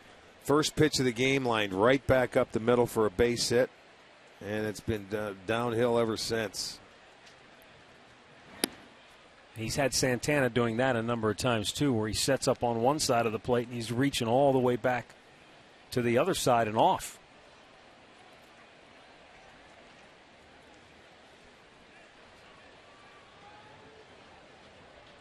The 2-1.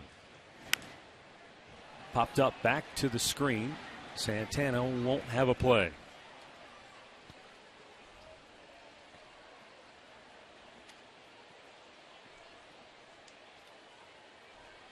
Two in the first, 2 in the third, 2 here in the fifth for Tampa.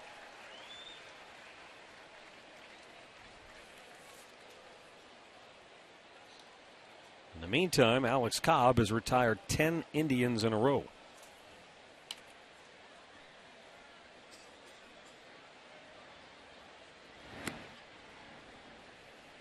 Full count.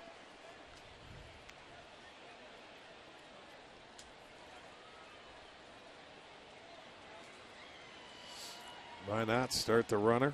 Full count, 1 out, 4-run lead. Runner holds, and it's chopped foul.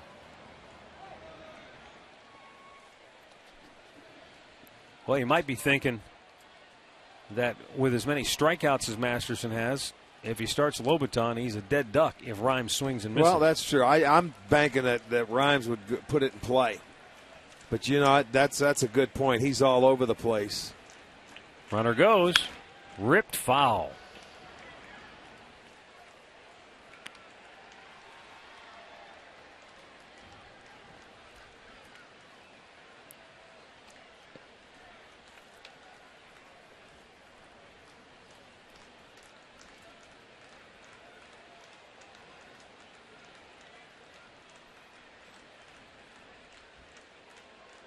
Runner goes again. It's ball 4.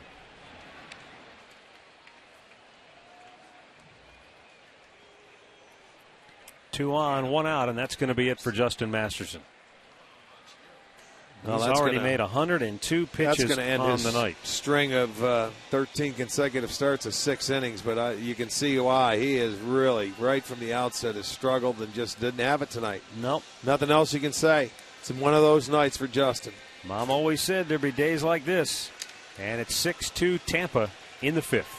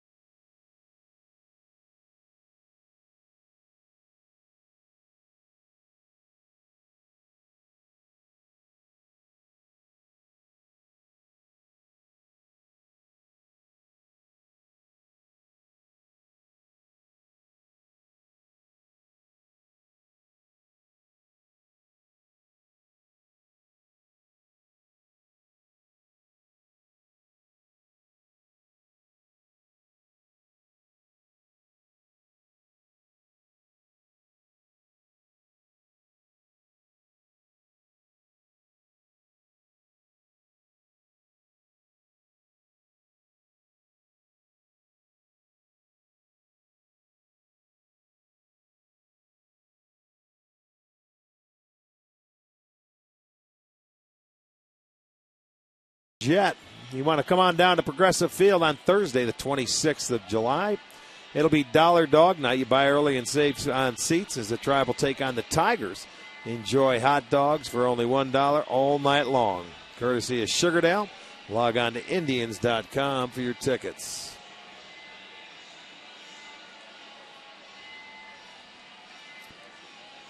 So Nick Hagedorn coming in relief of Justin Masterson, who really had his rough outing in a long, long time. 4 1/3, 9 hits, walked 4, struck out 7, a couple of wild pitches, and a couple of home runs for Masterson. But Hagedorn going to come in and just try and keep it where it's at and see if that offense can get back into the game. Hagedorn will face Elliott Johnson with 2 on and 1 out. Johnson, a switch hitter, will bat from the right side, 1 for 2 on the night. And 3 for 5 now in the series.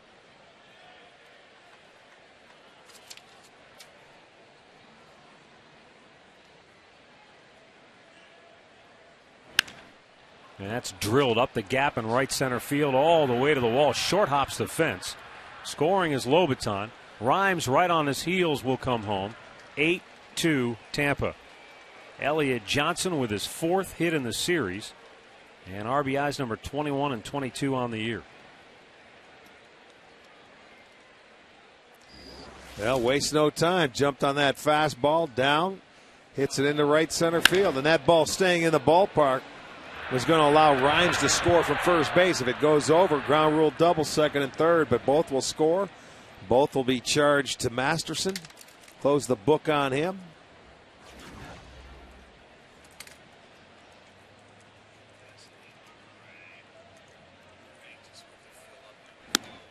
Up high. All 8 runs charged to Masterson tonight.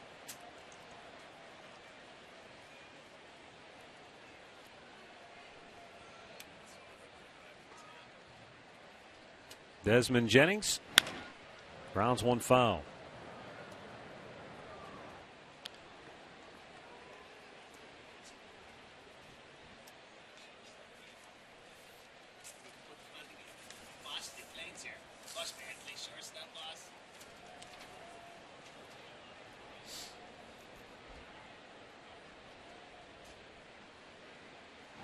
Down low.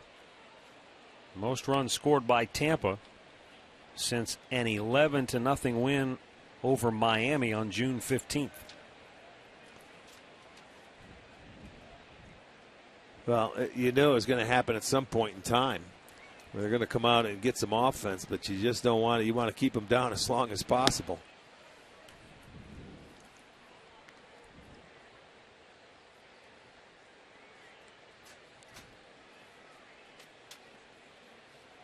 Interesting in that series. That was a series opener. They beat Miami 11-0. They scored 3 runs in each of the next 2 games in that series.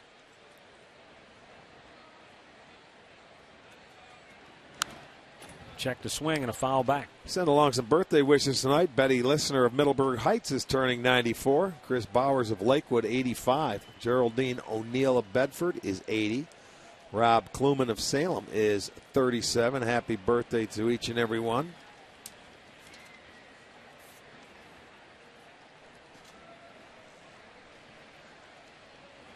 Now the set and the 3-2 pitch. Nope. Hagedorn steps away first.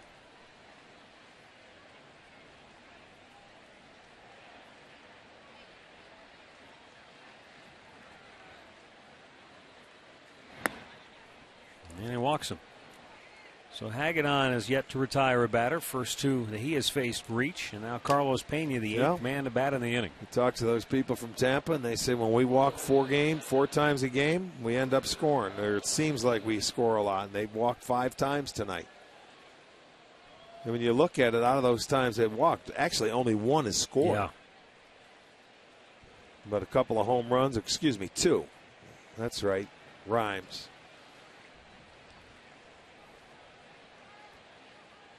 Pena has singled and doubled in each of his last 2 times up. Lefty-lefty matchup here.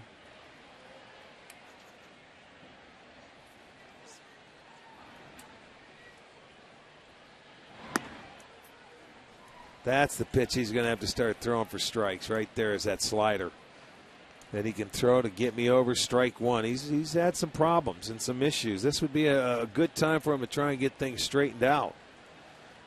You could give him some length right now. It's an 8-2 game. At least get a feel for it in game situation. 1-0. Caught the corner. Well, we also want to send out birthday wishes tonight to the owner of Sports Time Ohio, Paul Dolan. Paul, happy birthday. And the president of Sports Time Ohio, Jim Liberatore. Jim Liberatore, happy birthday to you both. Do you think they're watching tonight? A lot of birthdays on those cakes. I mean, a lot of candles on those cakes. Well, I hope they're, well, if they were watching, maybe they turned off by now. Go enjoy your birthday. Take the night off. 2 on, and still only 1 out. And a 2-1 count for Pena.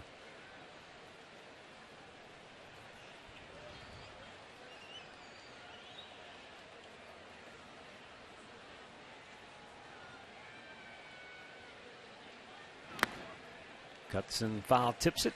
2-2.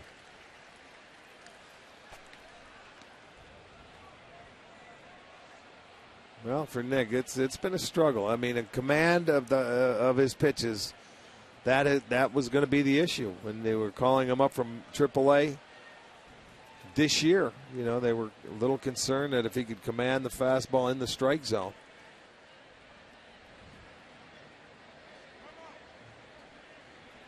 He came up and got off to a very good start. Pena's a typical American League East hitter, isn't he? He likes to step out and take a lot of time. He's not a Joey Votto, that's for sure. The 2-2. And it's a full count. Well, the Rays announcers who watch every game were saying that some of his at-bats are events because he'll step out. He'll take a lot of pitches. I think he leads their team in walks. In fact, he was one of the league leaders in walks. Yeah, he always is. They got a couple guys in the top 5 in walks, but he's one of them. Pena's second to Adam Dunn coming into tonight. 54 walks. His teammate Ben Zobrist started the night just 1 behind him. Neither has drawn a pass yet. Yeah, but he will also strike out a lot. Pena is struck out 104 times. Excuse me, 105. Here's a 3-2. Popped him up. Foul ground. Is it playable? Hanahan is over near the railing. Can't get to it.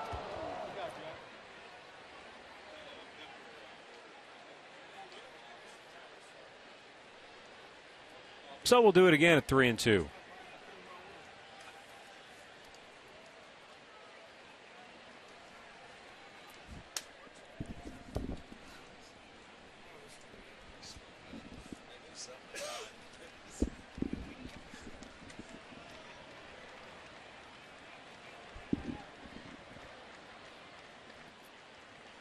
Now the set and the 3-2. And it's ball 4, so the bases are loaded with still only 1 out. And the 9th man, the bat in the inning, is Ben Zobrist. Yeah, and 3 straight guys have reached off of Hagedorn. That's got to be a concern for Manny Acta. I mean, there's nobody getting loose. You're on your own, big boy. You got to come and figure it out.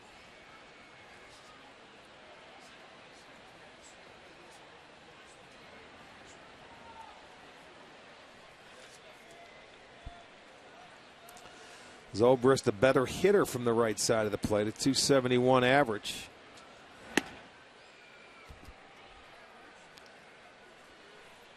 He looks at ball 1 as Nick Hagedorn really struggling to find the strike zone. More balls than strikes since coming in. Now the 1-0.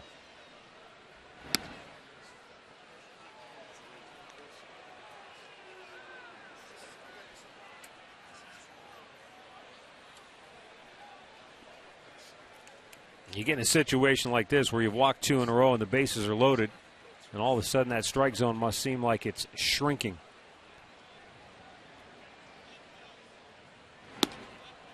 Well, you have to get in the strike zone. When you're all over the place, you don't get strikes. Jeremy Accardo is going to quickly begin to loosen up in the Tribe pen. Well, that's one thing you have to do out of the bullpen. You have to come in and throw strikes. I don't care what type of situation you're in or what game it is. Close one, blowout. You have to throw strikes. Now the crowd happy he just did throw a strike.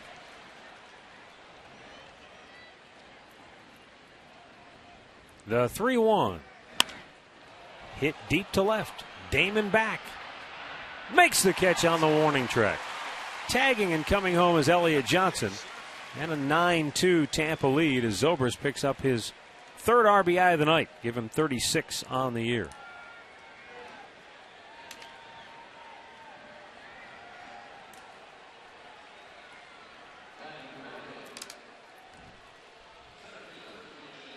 It's going to bring up B.J. Upton, who singled and scored his last time up, which was earlier this inning.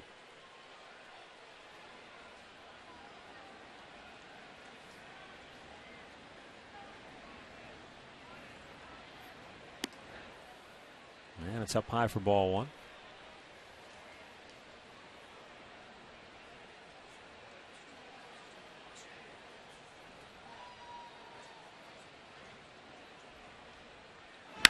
Right back up the middle. A base hit for Upton, his second hit of the inning. And scoring on the play is Jennings. 10-2 Tampa.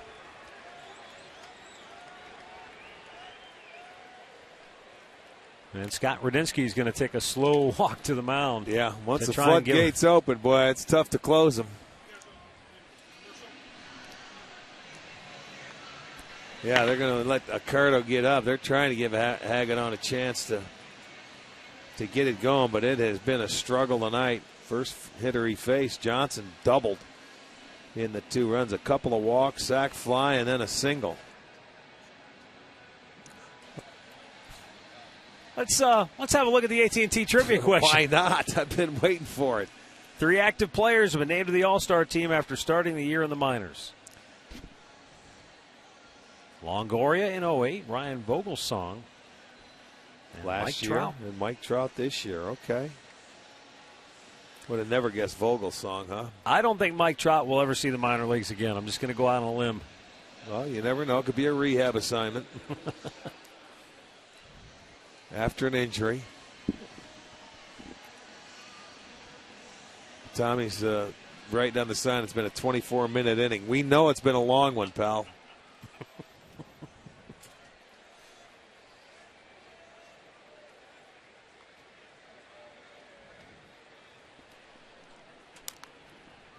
Well, and Scott gets a chance to come back up to the plate. He was hugging everybody after his last at-bat.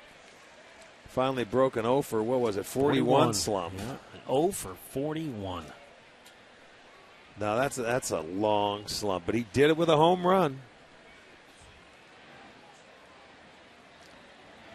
He went into the dugout after that home run. He looked like a guy who'd been gone for 6 years. Well, you remember the at-bat before that was a 3-2 pitch that he swung at ball 4. Now, I mean, look, at anybody that was around, he hugged the bat boy and everybody else wearing a uniform. I mean, that's a big relief off him. Look at Pena. That was the longest in Tampa history, didn't you say that? Yeah. He was closing in on Major League history, but he won't have to worry about that now. 2-1 to count. Hagedorn's thrown 14 balls, just 11 strikes. This is the 6th batter he has faced.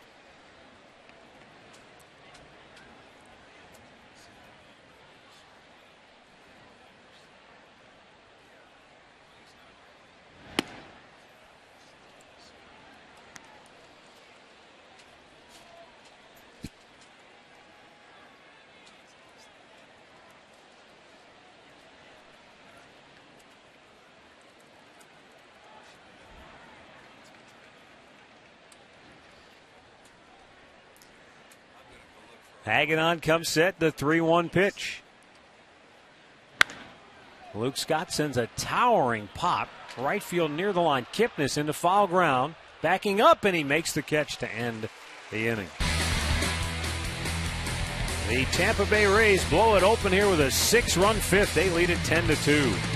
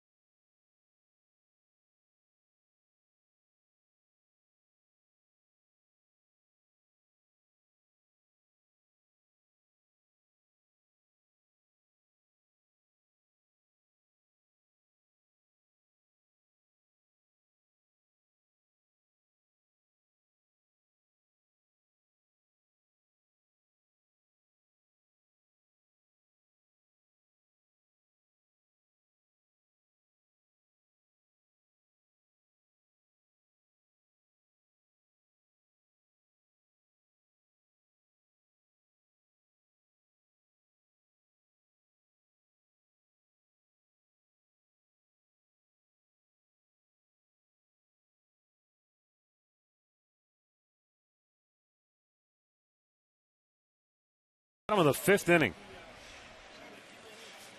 I'll tell you what, it's one thing that Tampa has turned it on offensively and pulled away. But even at 4-2, you knew this was going to be a tough one for the Tribe because this young man, Alex Cobb, is really settled in. He's retired 10 in a row. Well, they had him on the ropes in that first right inning. Out of the chute. They had bases loaded, nobody out. He got Hafner to ground into a double play. And then what happened, Cabrera got him to balk. And they balked in that second run. And then after that, it's been lights out. You know, and that's something that's hard to figure out. There are some years, and I don't think it really matters a lot of times what kind of a team you have. There are some years where you get bases loaded and you can count on it being a big inning. And then there are years where you get bases loaded and you're like, oh, no, they've got us right where they want us. I got to tell you, the Indians aren't the only team struggling with bases loaded and nobody out and things like that situation. The Yankees have had issues with it. There's been a few teams. Kochman with a line drive single to center field. So that snaps that stretch of 10 in a row set down by Cobb, and the Indians get their leadoff man aboard here in the fifth.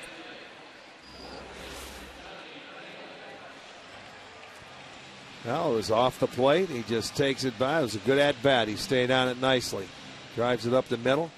It's going to be their fourth hit and the first one since the first inning.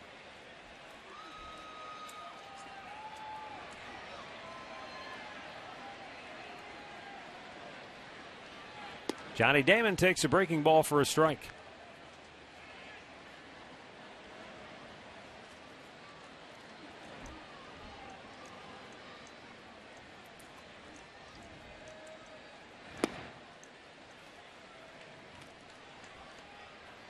Damon flied to right his last time up.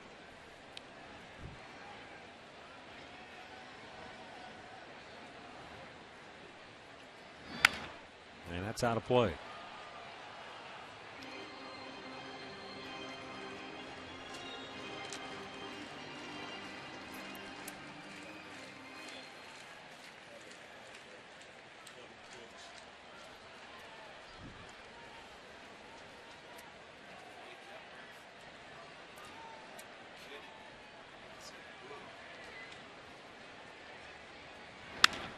Damon shoots it foul the other way. Count remains a ball and 2 strikes.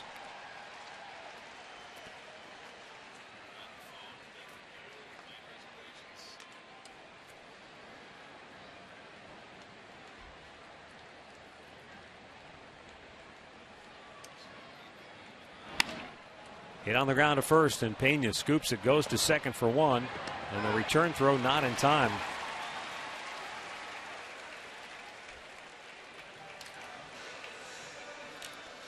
Our game recap brought to you by your Northern Ohio Toyota dealers. In the first, Ben Zobrist hit a 2-run homer on a 3-0 pitch. After the Indians tied it, Jose Lobaton put Tampa back up with a 2-out 2-run single.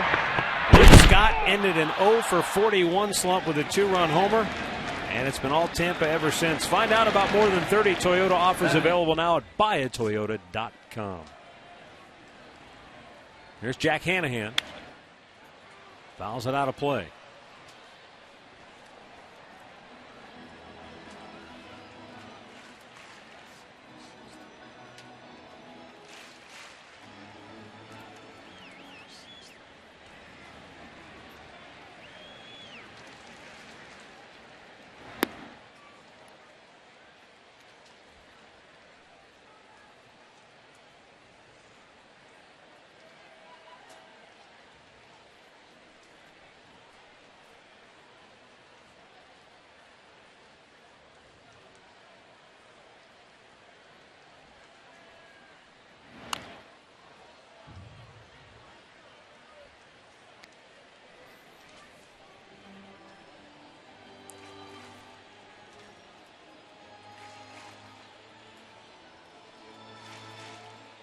Anytime you get in a situation like this where you're down 8 in the middle of a game, you got to hope you can chip away. You need to get some kind of positive momentum going offensively, though. Well, that's one way you have to do it, and also you have to put zeros on the board the rest of the way. There's no way they can allow another run to score. But, you know, when you're down on a team, and the Indians have been scoring, they've been swinging the bats well. It's just when you have to come back and you have to have big innings and you try and score, it puts a lot of pressure and you try and do too much sometimes. And there's just some deficits you're not going to overcome. Big chopper to first. Pena tags the bag, 2 down. Damon in the scoring position. And we'll send it back to the studios for another in-game update with Al. All right, Matt, plenty of scoring tonight at Fenway Park in the first inning. Yankees with 5 in the top half. Red Sox with 5 in the bottom half. Highlighted by this Jared Saltalamacchia 3-run blast, his 17th of the year. Both clubs added a run in the second. Scoreless since then, so 6-all, 5th inning at Fenway. Matt? 5 in the top half of the first, 5 in the bottom half. That's unbelievable.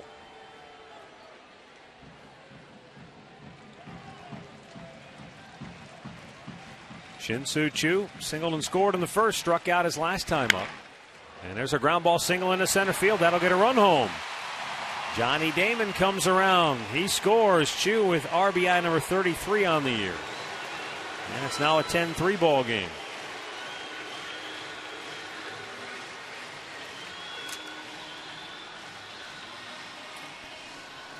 Well, Shin-Soo Choo has been swinging it very well. He gets a curveball to his liking and drills it up the middle for a 2-out RBI. That's going to be our McDonald's. I'm loving it. They cut into it. It's now 10-3, Tampa. Well, and the reason we're loving it is because even though you take the score out of the equation, you just have to continue to love what Shin-Soo Choo is doing offensively. I mean, he's on a pretty consistently hot spell right now. Yes, he is. And he's given the Indians a table setter now. I don't think it matters where you hit him. I mean, that's where he's best suited for this ball club. You could hit him in the middle part of this lineup. He'd do great, too, the way he's swinging it. He's just seeing it well, hitting it well, and he's in a nice groove right now.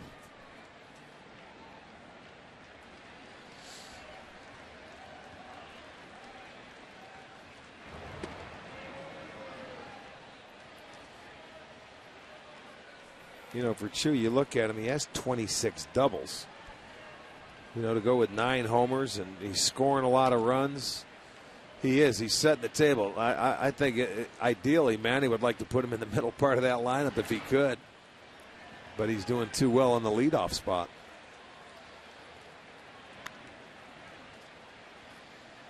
It took him a while to make that change, you know, and get Michael out of there, and he's in the leadoff spot, and they're scoring some runs, and Choo's been thriving on it, so you leave him alone.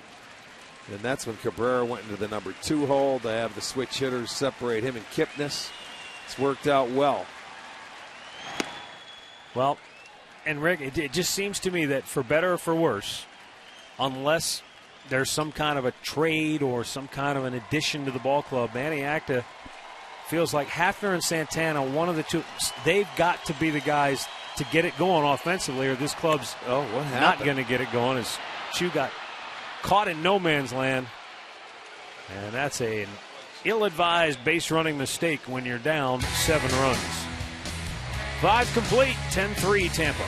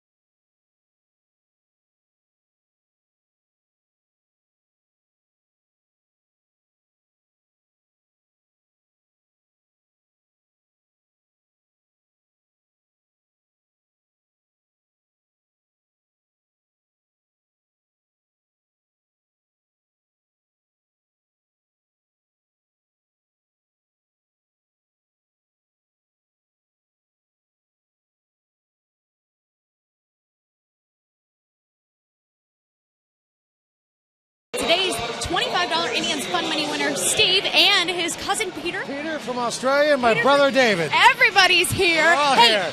We're all hanging out. How's the view from up here? The view up here is awesome, and you are beautiful.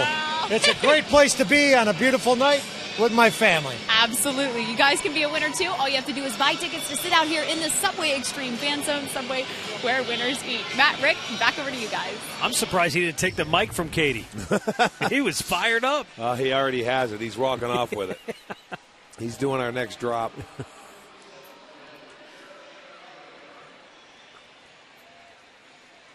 Jeremy Accardo on for the 18th time this year.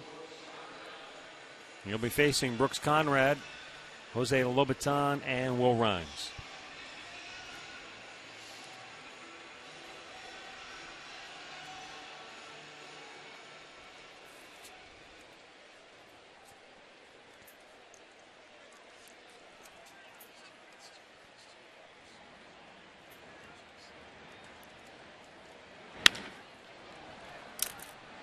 In the center field where Brantley has it, 1 away.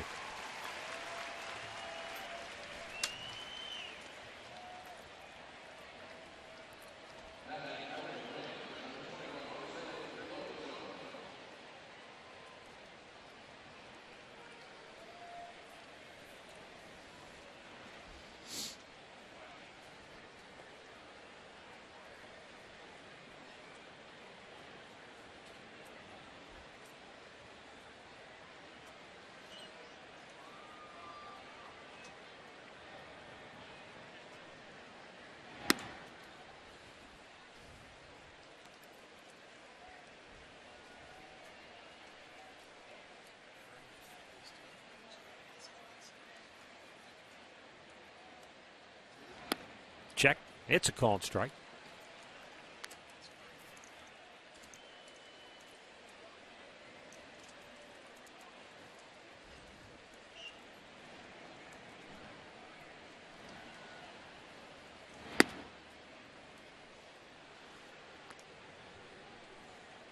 This guy's been on base all 3 times. He has 2 ribbies, a run scored.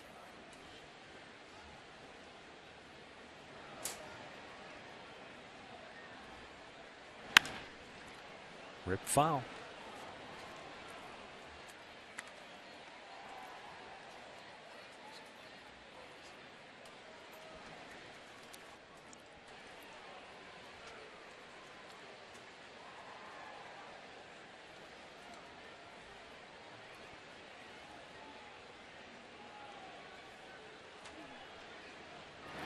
2-2 in the dirt, full count. You know, we've seen at times, Rick, when the Indians have struggled offensively, you get a game like this where you break out of it. And suddenly it just looks like a different team. Everybody's comfortable. They're relaxed. They're getting good pitches to hit. They're squaring balls up. Anytime you score runs, you look good. When you don't score, it's a bad. Nice play by Asdrubal Cabrera. That ball was such a weird in-between hopper. He wasn't sure whether he wanted to charge it, wait back on it. He goes to the bare hand grab and throw to get him. Well, and you watch, he had to time it, so he was getting his feet set. So when it comes down and on the hop, look at him. He's getting his feet set. He knew he was going to barehand it, and he has to put something on it. Nice play. That's 2 down. Now Will Rhymes 0 for 2 on the night. He walked and scored his last time up.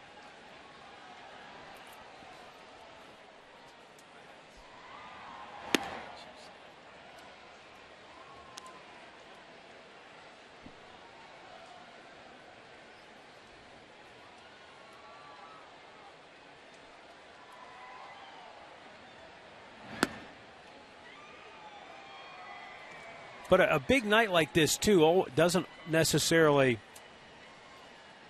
signal the end of an offensive drought or by no means. Because it goes back to what we talked about the other night. The next day's starting pitcher is the key to that. That'll dictate what goes on. Absolutely right.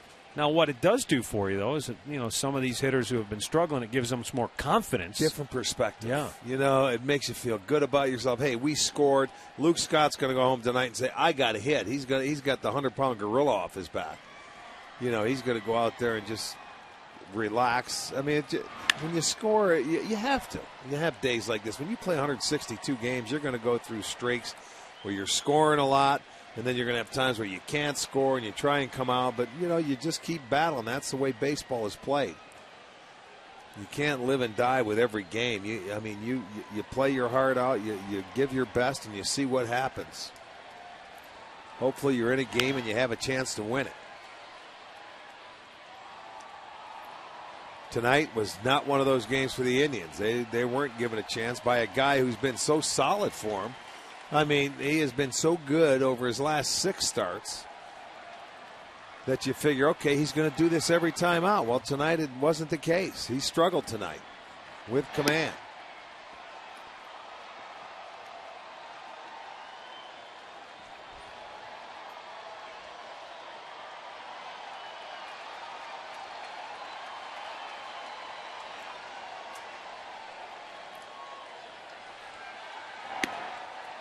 Another walk.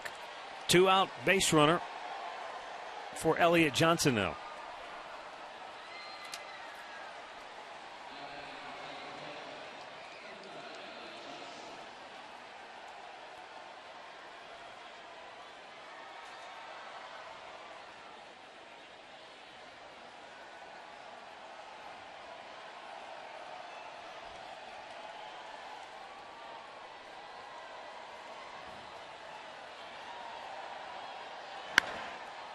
Golfs it straight up into the air, right at the center fielder Michael Brentley, who has it, and the inning is over. Stretch time here in Cleveland. Got ahead of myself.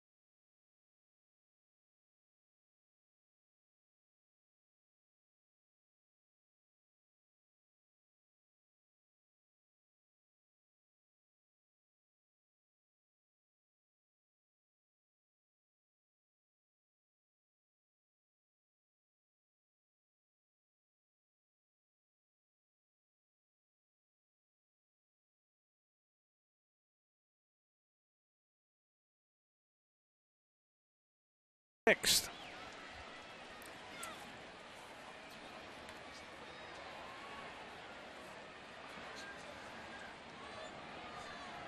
As Dribble Cabrera leading off, looks at a ball up and in. For those of you who have regularly kept score, you'll understand that when a team bats around, you got to take it into the next column, which means you have to erase the number of the inning at the top and change it going forward. I failed to do that when they batted around. So. Is that scorekeeping 101? I was thinking it was the 7th inning. The 2-0 pitch, Cabrera smokes it right back up the gut. He's got a pair of hits on the night, and the Indians get their leadoff man aboard for the 3rd time tonight, 2nd inning in a row.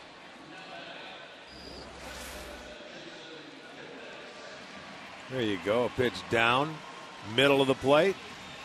And he does what you're supposed to do with it. Hit it hard, and it gets in there for a base knock.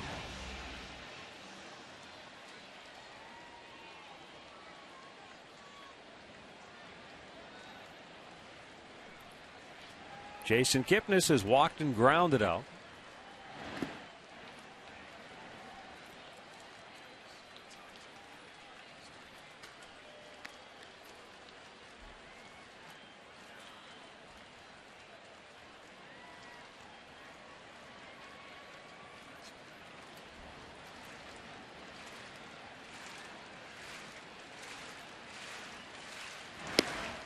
And that's outside 2-0.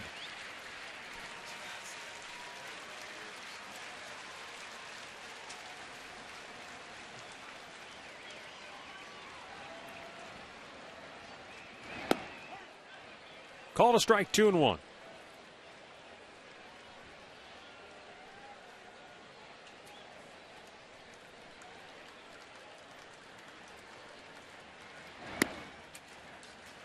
Now it's 3 balls and a strike with Travis Hafner waiting on deck.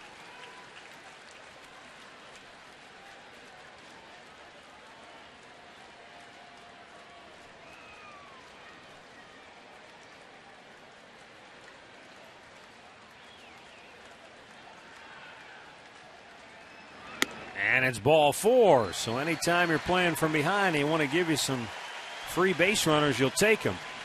Now Travis Hafner 0 for 2 steps up.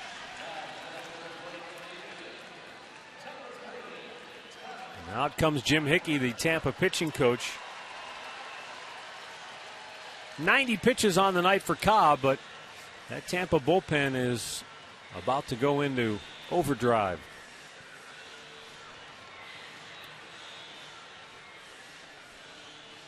Our Ford highlight reel goes in the Wayback Machine. This date, 1933. The Babe. Babe Ruth with a home run in the All-Star game.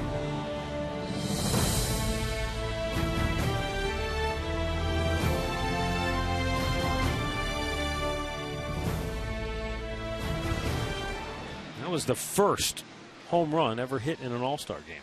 And, of course, who else would hit it? Well, of course, he had to. That's right.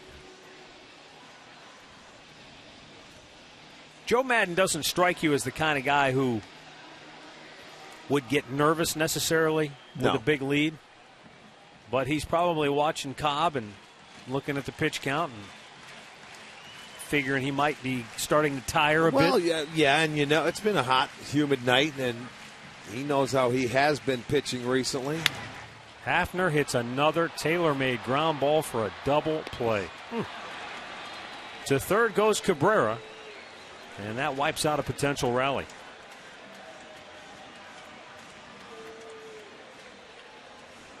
Second one on the night for Prunk.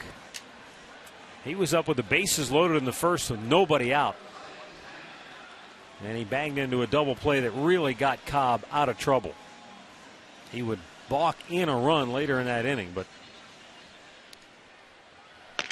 you always look back on those scenarios and say, boy, it might have been a completely different game.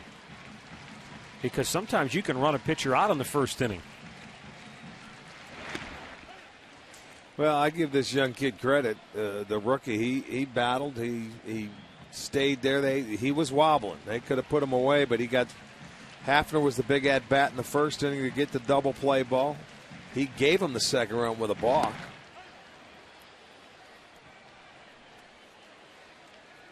Carlos Santana doesn't agree with Paul Emmel on that call.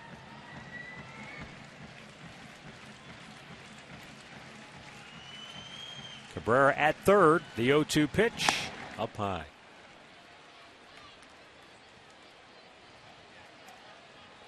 Toronto out in front of Chicago 1-0. They're in the fourth in the Windy City. Detroit leads Kansas City 4-2 in the seventh at Comerica. Strike three called and the inning is over. Now we go to the seventh. 10-3 Tampa.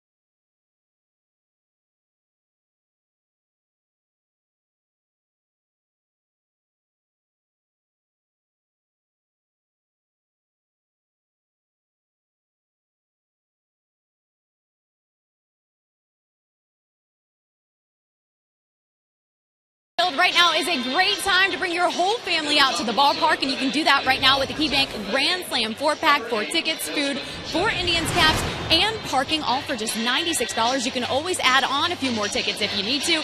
And while you're online at Indians.com checking out the KeyBank Grand Slam 4-pack, check out season tickets. We still have great seats available, and the single game prices are much better if you pick up those season tickets. So it's all online right now at Indians.com. Matt, Rick, we'll send it back over to you guys. Yeah. 10-3 Tampa, seventh inning.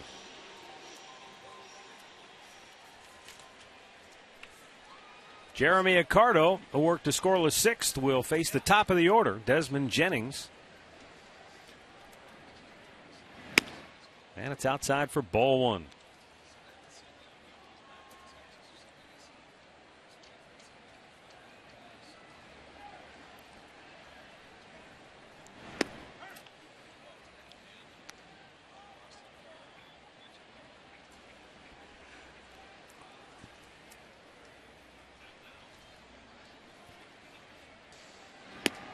Fastball at the knees. And Accardo jumps ahead, a ball and 2 strikes.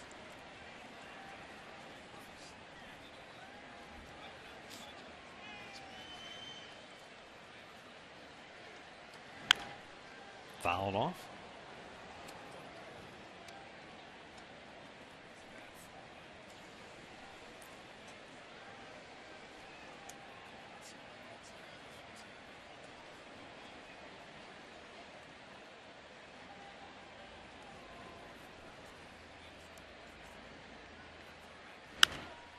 Out of play.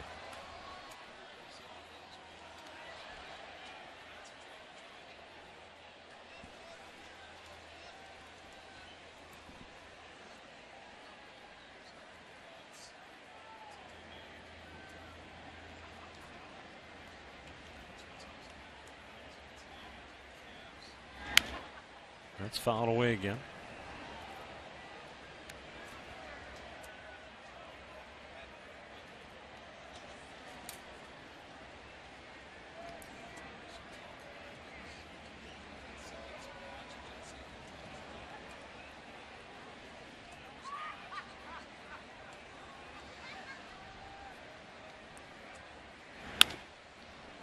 Lined in the left and a base hit for Desmond Jennings, his second hit in the game. And the Rays have their leadoff man aboard as we head back to the studios for an in-game update with Al. All right, Matt, let's go to Chicago. White Sox hosting the Blue Jays. Aaron Laffey on the hill tonight for Toronto. Jake Peavy for the Sox, and this is the only run. Adam Lind off Peavy here in the second. That's his 7th home run of the season, a solo shot. 1-0 Toronto. They're in the bottom of the 4th inning in Chi-Town. Matt? Boy, Adam Lind has done a nice job since being called back up, hasn't he?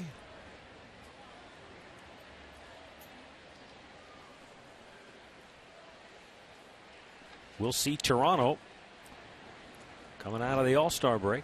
Yeah. Next Friday. Well, that's tonight, a week from tonight.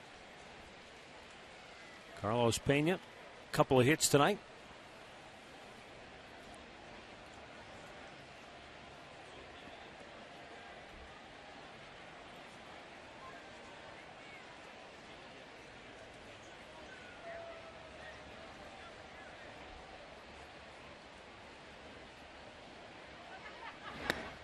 In there for a strike.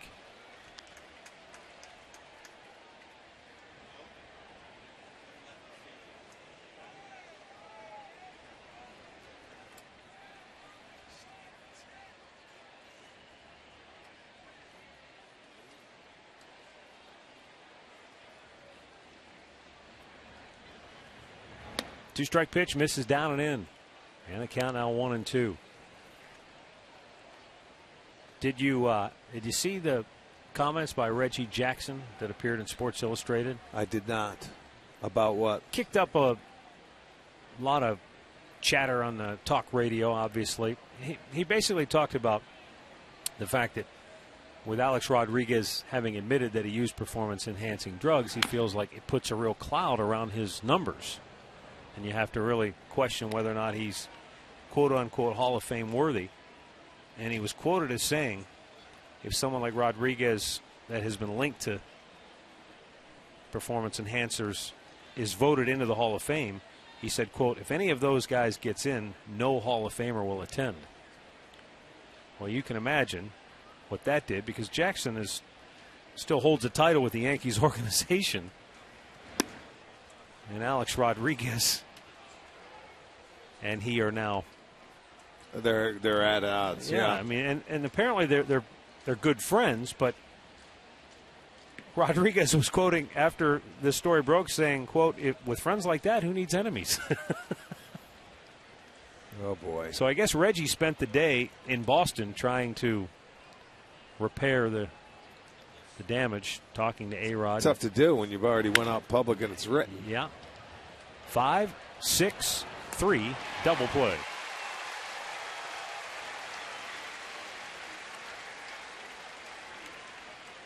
I guess, Rick, if he didn't have that title with the Yankees, if he wasn't part of their organization in an advisor just saying role, it as a Hall of Famer, then I don't think anybody would really raise an eyebrow, because I think what he said is probably what a lot of Hall of Famers feel and what a lot of people around baseball feel like. You know, if you admitted it or you're one of the guys who was linked to it, then there's a real strong chance, based on what we've already seen, that not that you won't get in, but you're not going to go in right away. No, it's going to take a while for any of them that were involved in whether you were admitted or not. If you're just going to be lumped up into that era of the black eye of baseball, into the steroid era, it's going to take a while for somebody to get in, whether you've admitted it or not. And it will take longer if you admitted it.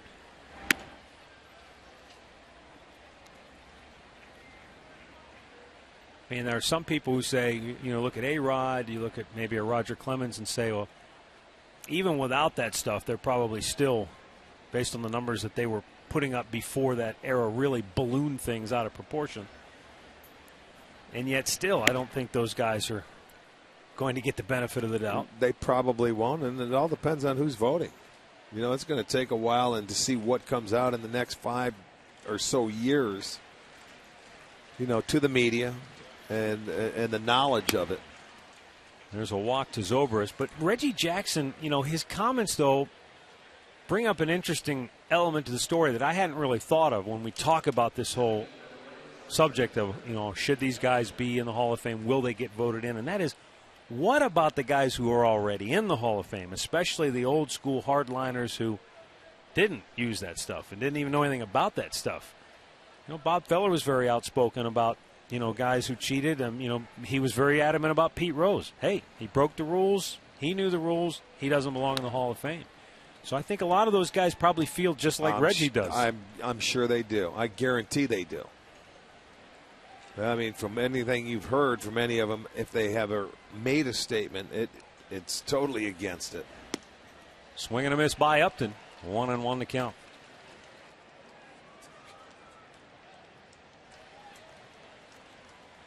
By the way, in Boston, the Red Sox have gone ahead of the Yankees 7-6 in that ball game.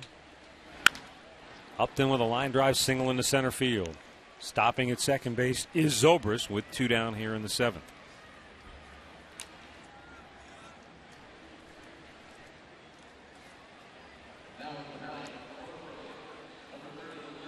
Hey, tomorrow night at 9 o'clock right here on Sports Time Ohio, Jim Donovan will go one-on-one with Brandon Whedon. It's Browns one-on-one. Jimmy with the new Browns quarterback. They'll have the whole conversation tomorrow night at 9.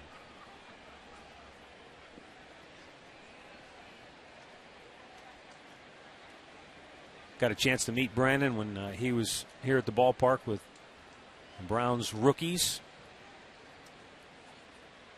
Nice young man, really anxious, I think, to get to work once he gets the contract situation settled. He's very excited about the opportunity that he has. He's talked to a lot of people who are here in Cleveland. He's talked to guys who played here previously, and he's excited about the opportunity. And Rick, you know how this is. You come into a situation where you really can only go up. With where that franchise has been now for the last several years. He wins some games, and he'll have the city in the palm of his hand. Well, it's a good opportunity for him. A great opportunity. Sure. So you got to welcome it with open arms, man, and go give everything you got. And I'm sure he's looking forward to it. He seems like a nice kid.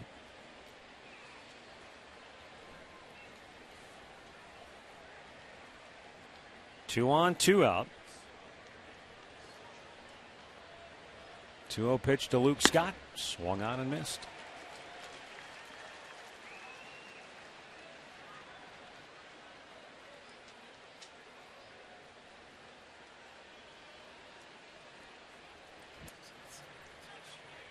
Left-hander Tony Sipp getting loose.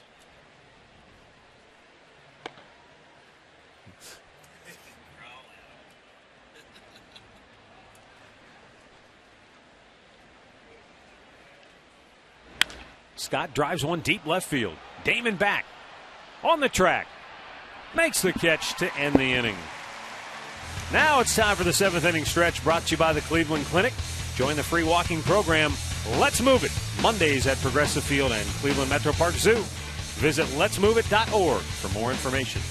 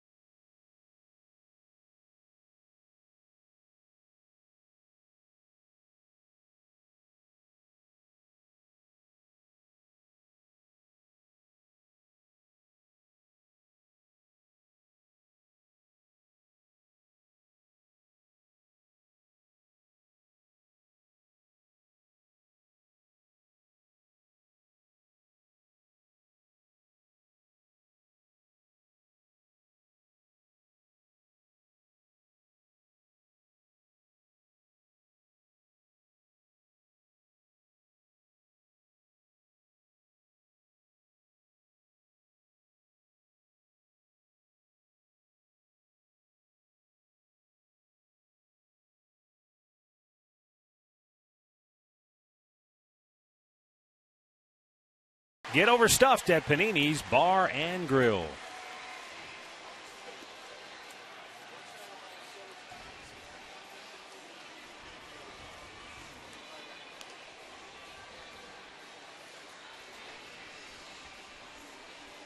Here's Kyle Farnsworth. His last outing was a nightmare. Oh, yeah, it was. Down at Tampa, pitching in a game where the Rays had the lead. He was coming on to preserve it in the ninth, and he just did not have control. He walked 4 batters in the inning. And a year ago, he only walked 12 for the whole year. But he didn't have it, and the Yankees rallied back to beat Tampa. And that was one of those losses where I think it stayed with him on the whole flight to Cleveland. Well, it's one of those things. You figure, all right, we're out of it, and you can't. He feels worse than anybody because it was a Price start that he was matched up, and had only given up 1 run. 3 runs earned, 4 walks, and 1 strikeout. Yeah, one that you want to get him back out there to get him back on track, and it's in a 10-3 game. And it's ball 1 to Michael Brantley. Alex Cobb went 6 innings, gave up 3 runs tonight.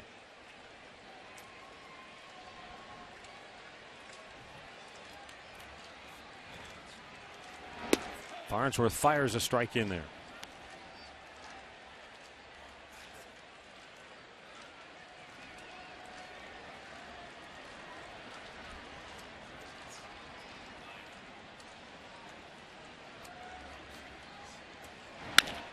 Right back up the middle. Brantley greets Farnsworth with a leadoff single. And once again, the Indians get their leadoff man aboard.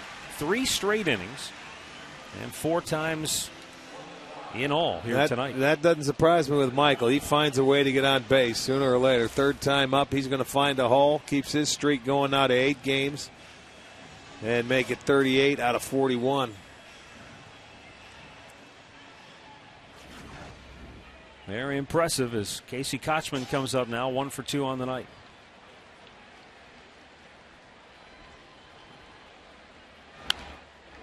Fouled right back.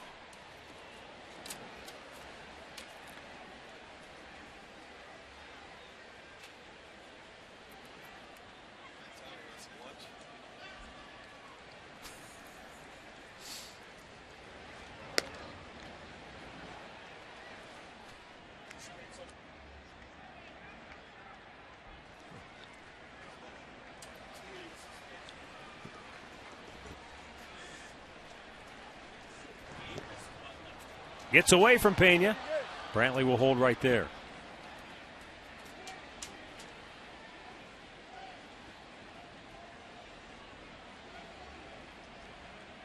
Can't take any chances when you're down 7. You got to know you can get there if you're going to go. Yeah, this is just a game where you just sit out there and you just hopefully you can string together a few knocks or whatever. You never know. I mean, you're counting the outs now. You're down to 9 outs. And you can't give them any. Popped him up.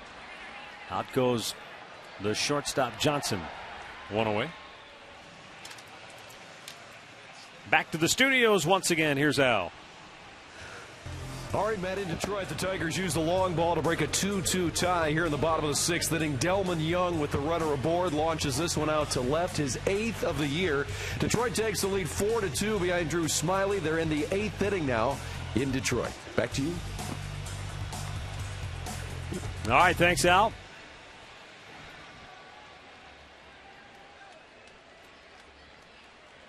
Johnny Damon 0 for 2.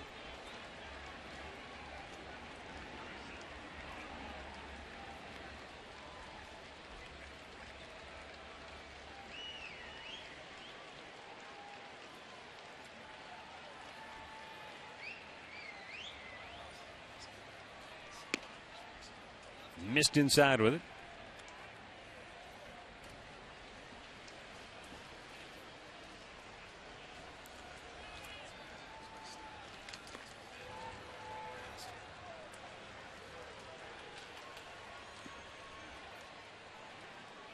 You said earlier this year, and it wasn't that long ago, you said you thought the New York Mets were probably the most surprising team in baseball, given where most people thought they would be. And They were flirting with first place, starting the night 4.5 games behind Washington in the NL East.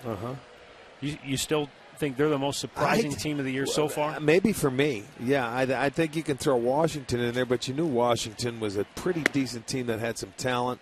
Strasburg was coming back.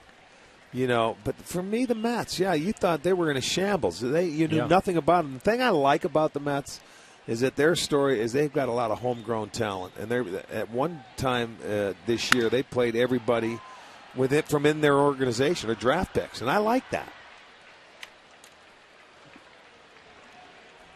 I think another, I don't know if it's the most surprising story, but another very surprising story is in that same division, Philadelphia. Oh, yeah.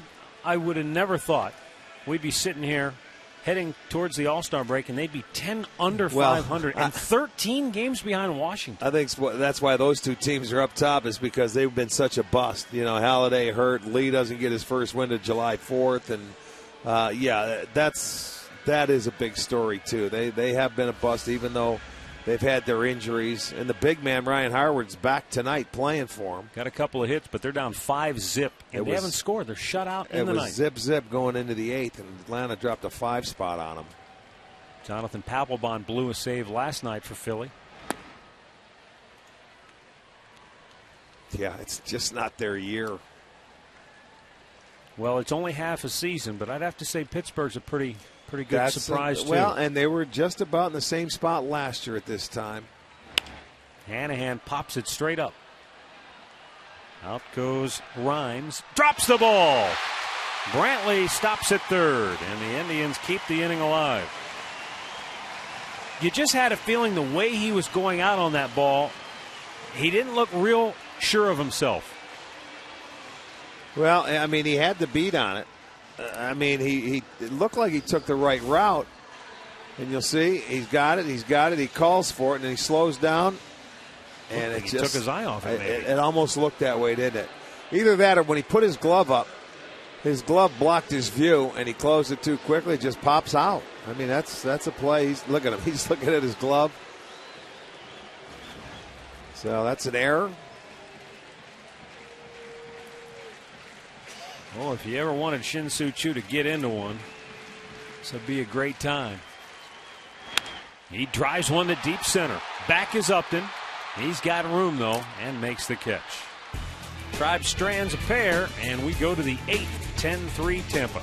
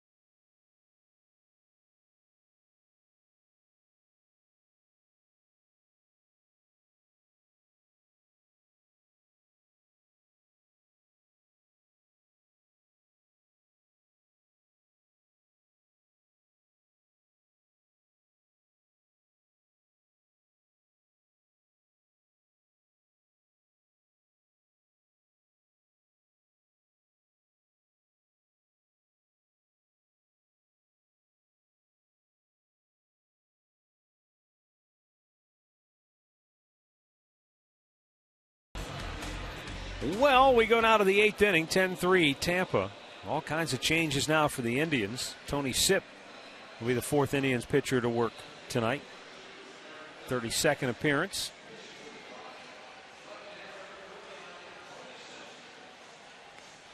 Defensively, Jack Hanahan goes from third to short as Dribble Cabrera out of the game, and Jose Lopez is now in the ball game at third base, and Aaron Cunningham goes in for Michael Brantley in center. Well, they did make the move today where Duncan was activated off the list, and they sent out Jason Donald. That's right. So that's why Hanahan's at short. He's your backup shortstop now. So Kipnis is in for the duration. Shelley Duncan and his wife welcome twins into the world, William and Walker. But he's right back with the ball club. So as you mentioned, Jason Donald back to Columbus. And so you're right back to where you were before, which is you really don't have a legitimate backup shortstop. Yeah, Hanahan can go out there and he'll give you everything he has, but he's... Well, you could never put him out there if it's not a blowout or a laugher like this, I wouldn't think.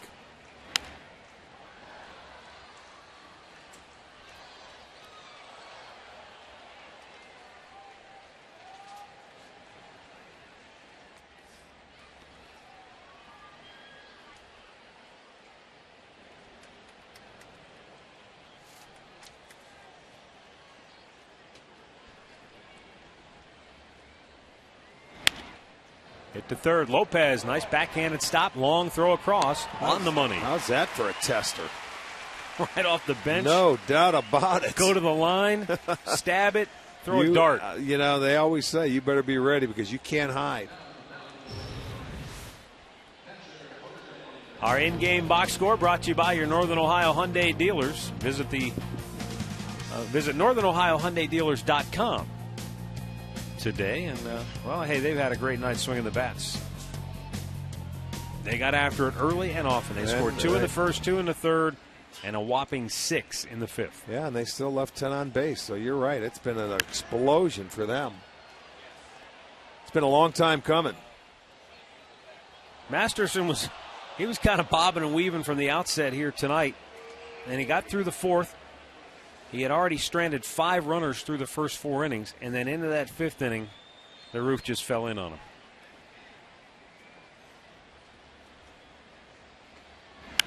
And then Nick Hagedorn came in, and he had his troubles. In just 2/3 of an inning, he allowed 2 more runs, 2 hits.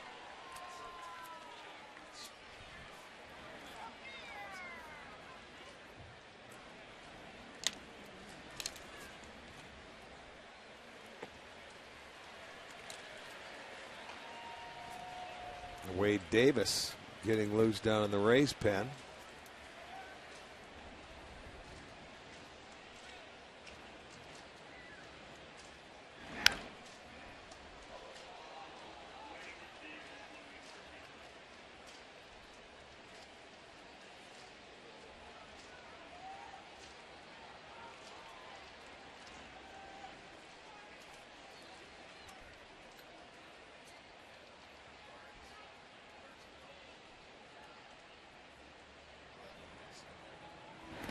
Down in the dirt. 1 ball, 2 strikes.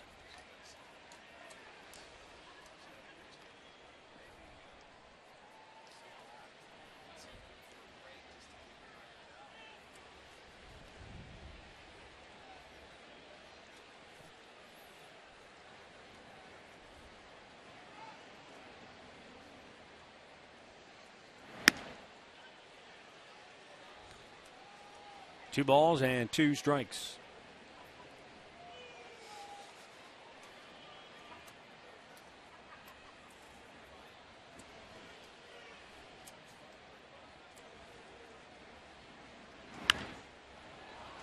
Out of play. It stays 2-2.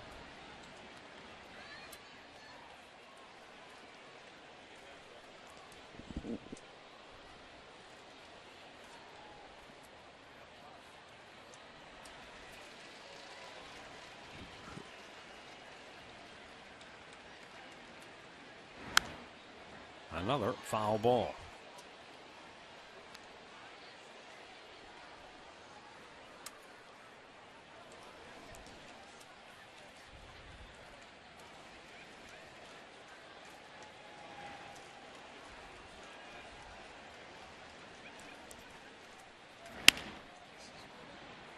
Ground ball to short. Jack Hanahan. No problem. 2 down. All right, it's Miller time, brought to you by Miller Lite. Luke Scott had suffered through an 0-for-41 spell before he broke out of it with a 2-run homer just beyond the reach of Michael Brantley. Wouldn't that have been something if Brantley had robbed him of a home run? He would have, yeah. He might have jumped off a building tonight. Yeah, if that would have been a snatch him back. And I'll tell you, he didn't miss by much. No, he was right there, very close. Luke Scott, former Indians farmhand. Sean Rodriguez getting his first at bat of the night.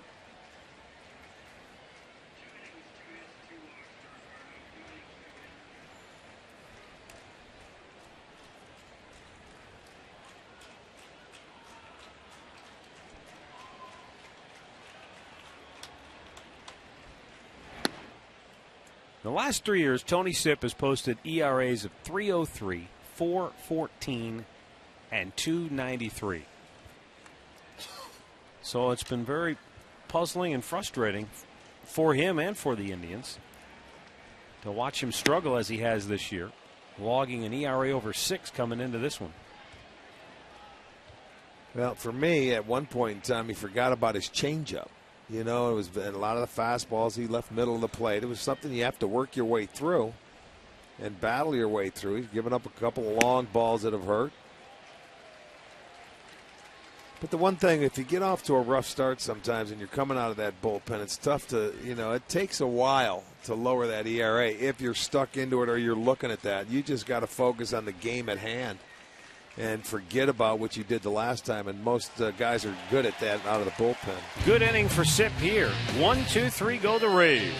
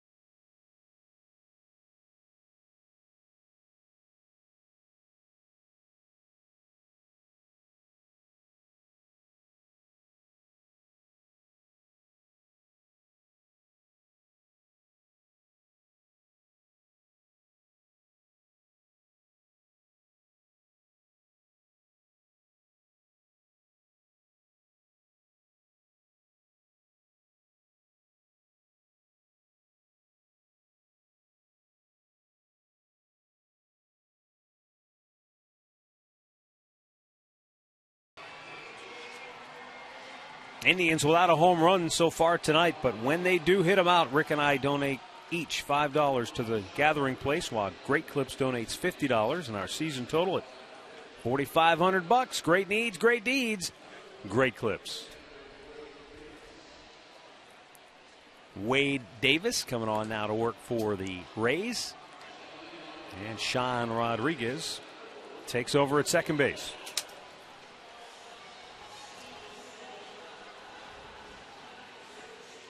Jose Lopez will get an AB here in the 8th inning.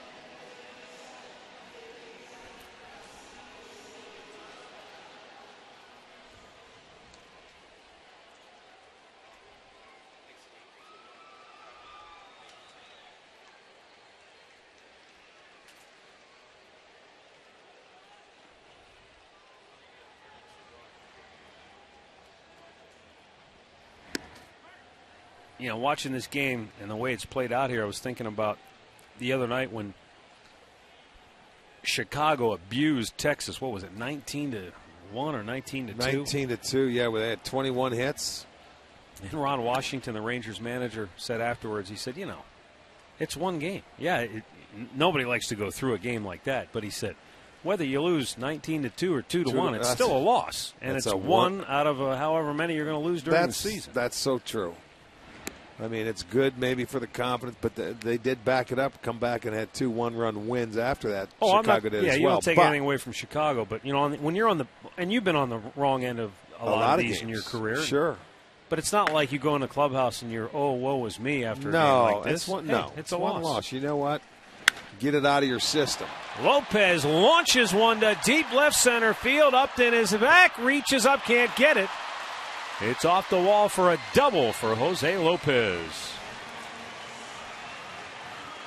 Upton is very athletic out there in center field, much like Michael Brantley of the Indians. And he goes back to that wall. You never know for sure. Look at him. He thought maybe if I'd have had a couple more feet, I might have caught that ball. That ball was hammered. I'll tell you what, that ball I thought was out of here. When it left the bat, I thought it was going to be into the seats. And I think he did too. Put a pretty good charge into it. And it just missed. You'll see that misses by a couple of feet. It was above the auxiliary scoreboard and onto that padding, so it wasn't by much. Now Jason Kipnis, 0 for 1 with a couple of walks tonight. Fastball way up out of the zone.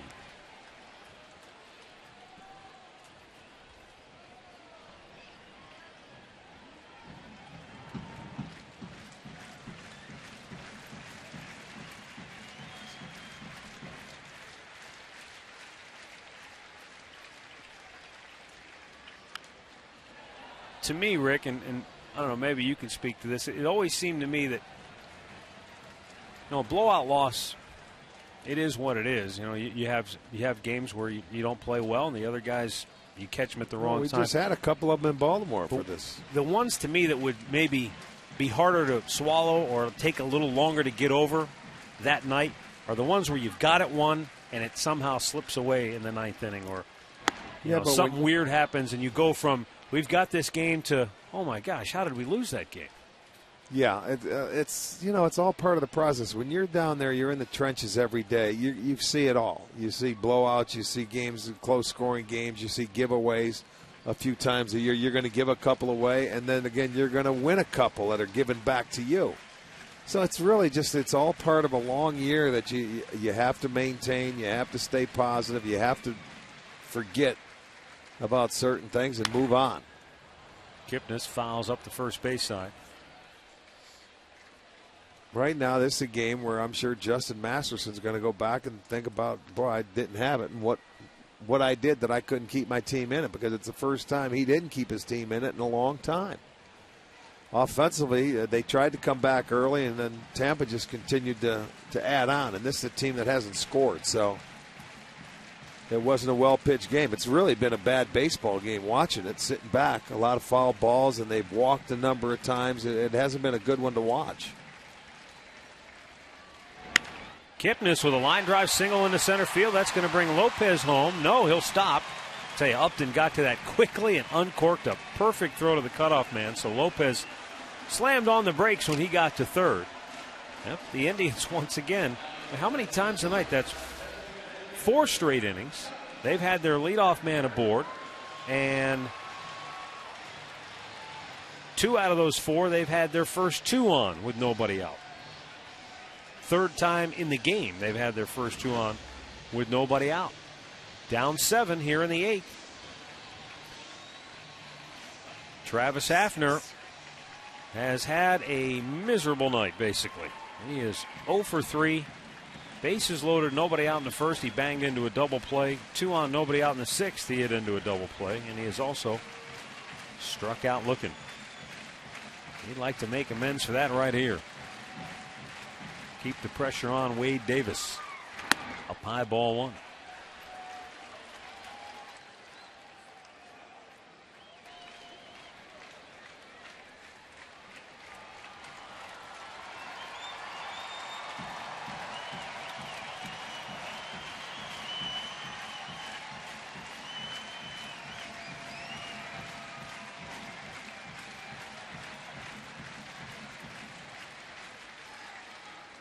You know, the other thing about being, as you call it, in the trenches, as long as you've got an out, there's always a little hope in the back of your mind, right? And you're in that dugout. It doesn't matter how many runs you're down, as long as you've got a little life. You know what? You're out there. Let's give them a finish. Let's see what happens. You know, you don't roll over. You don't give in. You're always trying to do something positive and add on and do the little things. It's one step at a time, though. You can't think about, we got to score 7 here, boys. We're not going to hit a 6-run home run. You know, you just got to do it one guy at a time. Get on base. Let's see. You never know what can happen. Well, they've got that Tampa bullpen scrambling as it's now 3-0 to Hafner. So that's that's the one thing when you're the opposing team and you're winning like this, they've got to hit their way on. Well, the first 2 guys have, but you don't walk people. I don't care if Hafner hits one out of the ballpark. It's only a 10-6 game. You're still up by 4, but you have to make them hit the baseball. Davis with a 3-0. And he finds the zone.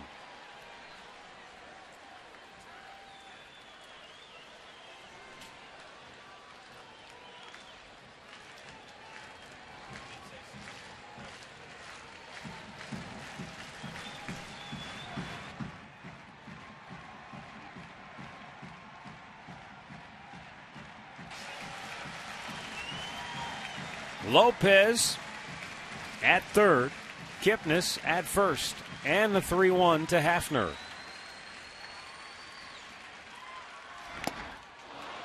He was trying to crush one out of here, but that had 97 miles an hour on the gun.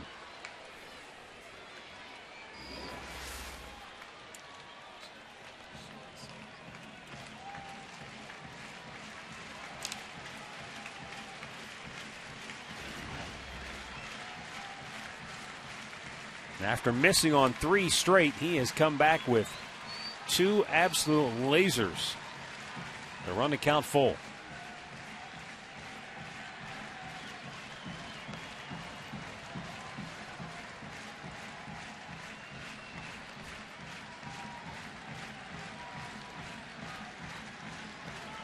Taking forever, and now Hafner steps away. Yankees have gone ahead of Boston 9-7 in the 7th at Fenway. Boy, oh boy, that's still a ball game with those 2 teams.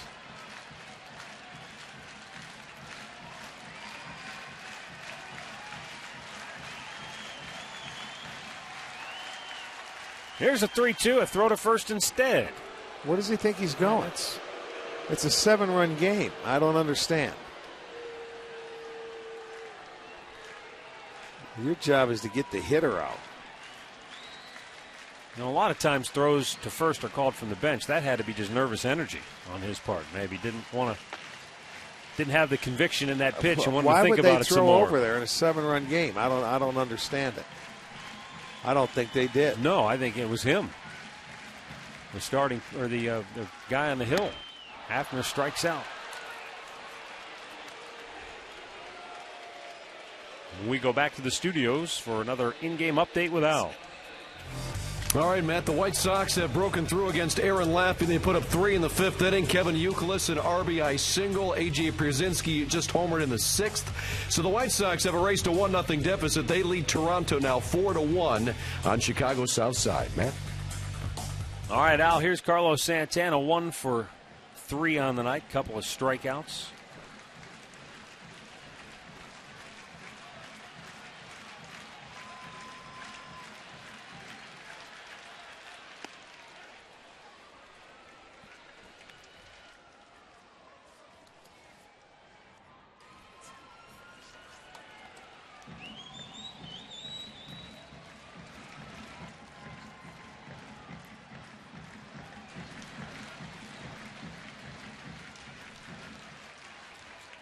Davis delivers, and Santana chases. It's 0-2.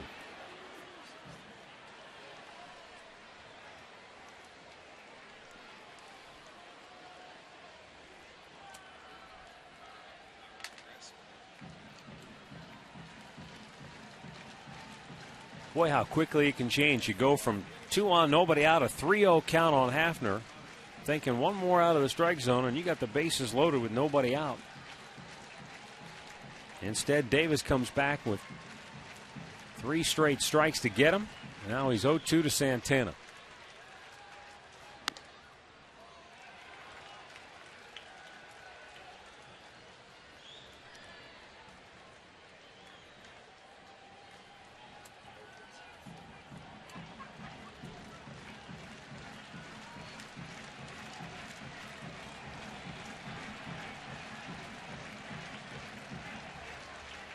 Now Davis with a 1-2. And Carlos shoots it over top of the Indians' dugout into the crowd. Holy smokes, that did shoot off in there. And somehow everybody came out all right on that deal. I think some of those people are kind of patting their chests. Like, whew, that was close. There was no time to get out of the way of that.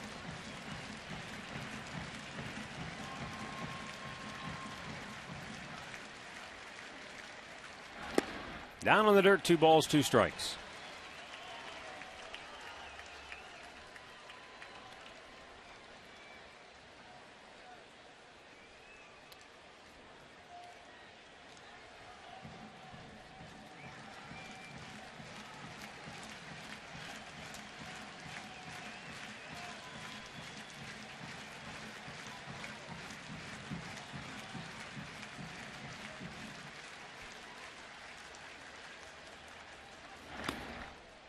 And a full count to Santana.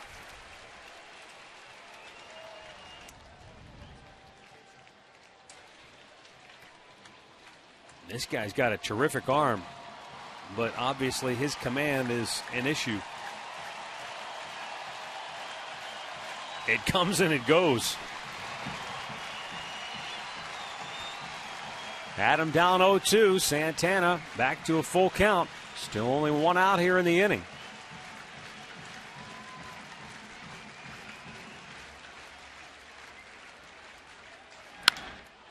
And a fly ball to center. DJ Upton is under it. And Lopez will hold at third, 2 down.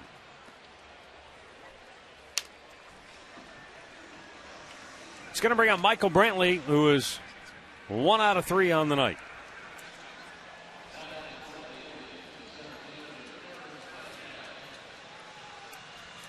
Beg your pardon. Aaron Cunningham will get his first AB of the night. He came on for Brantley. Haven't had time to put it in that slot yet. No. I understand. I didn't either. Michael, though, with the base hit in his last at bat,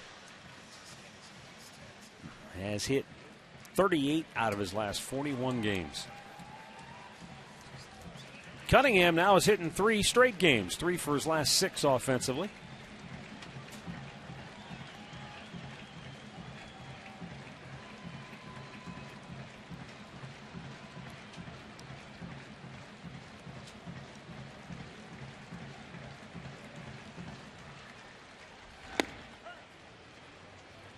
Detroit a winner at home against Kansas City 4-2. Tigers back to 500 at 42 and 42.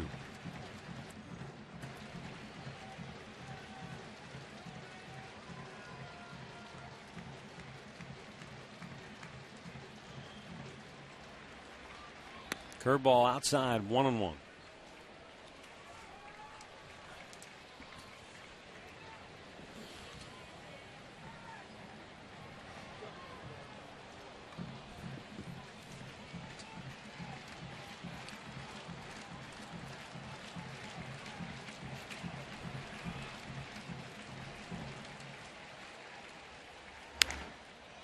Popped up foul, that'll find the seats.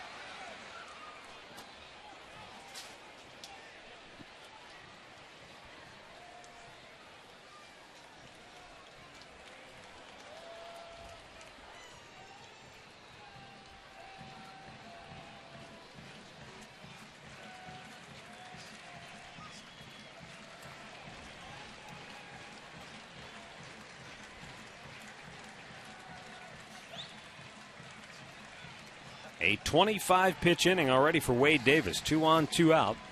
And a 1-2 count on Cunningham. That'll end the inning. Tribe strands 2 more. And we'll go to the 9th. 10-3 Tampa.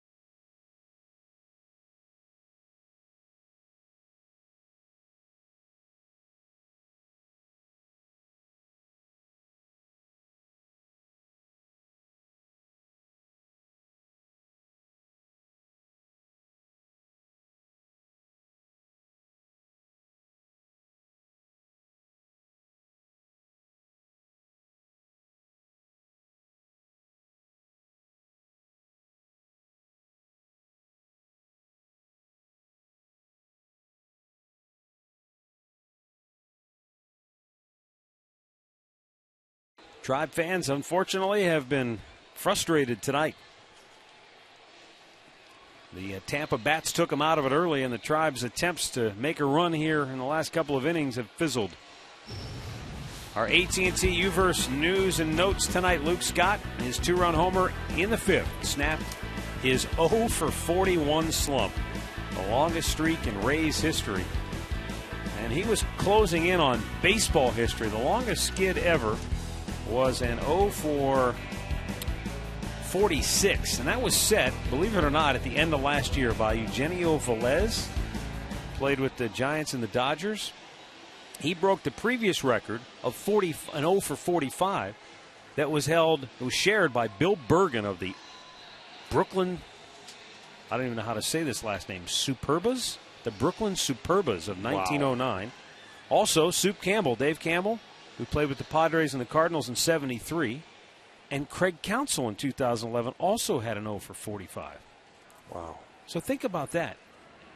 Counsell in 2011 had an 0 for 45, and Velez snapped that streak in the same year. Those are two bad streaks. In the same year? Yeah, that's hard to believe. Although Velez, he didn't play a lot, so his actually spanned from 2010 through. Think about that. You talk about frustrating. That poor guy,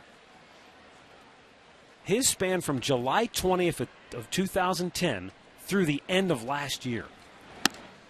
Boy, that's a long offseason, isn't it? It's just, the poor guy probably wasn't playing much, and then when he did, he didn't get hits. Yeah. So well, he's he like, must man, have done something. It seems like I haven't had a hit in a year and a half. Yeah, you haven't. There's a fly ball to shallow right. Out goes Kipnis. 1 away.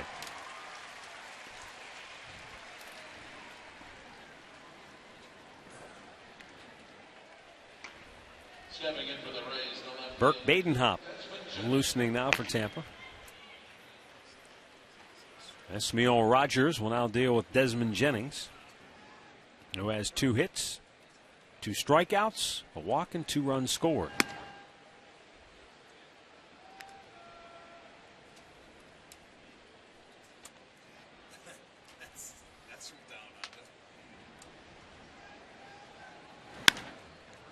Popped him up. Might be playable. Drifting toward the seats and just beyond the reach of Lopez.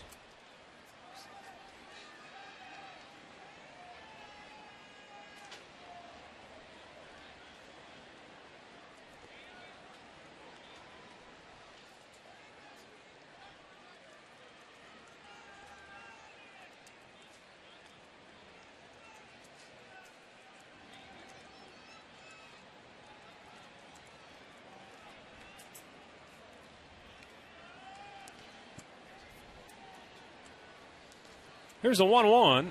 Good fastball hit on the ground to short. Jack Hanahan takes care of that. 2 down.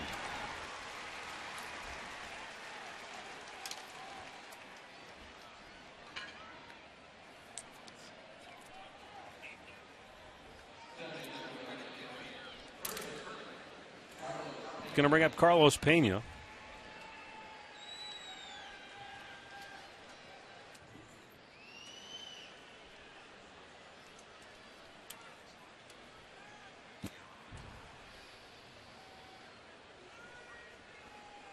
The guy who's enjoying this probably more than the hitters themselves is Derek Shelton, because, when you're the hitting coach, you take every game personal. So when you don't hit, and they've had a lot of games where they haven't hit, he probably doesn't sleep real well at night. Well, you're the one that has to work with those guys to work their way through their problems, and it's a total team effort. It's not one guy. It's the whole team when you're not getting, 10 out of 11, 4 runs or less.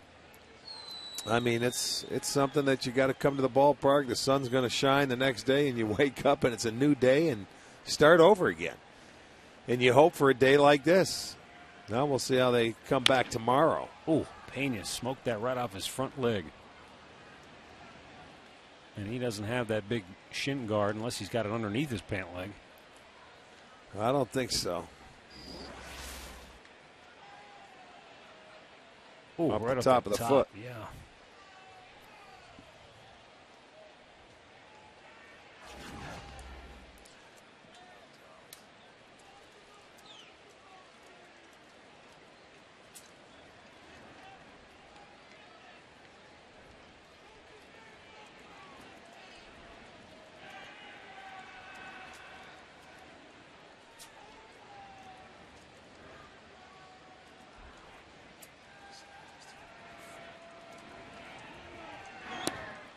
He might have chased it. He did, and the inning is over. Esmail Rogers works a 1-2-3 top of the ninth. Last chance for the Indians when we come back.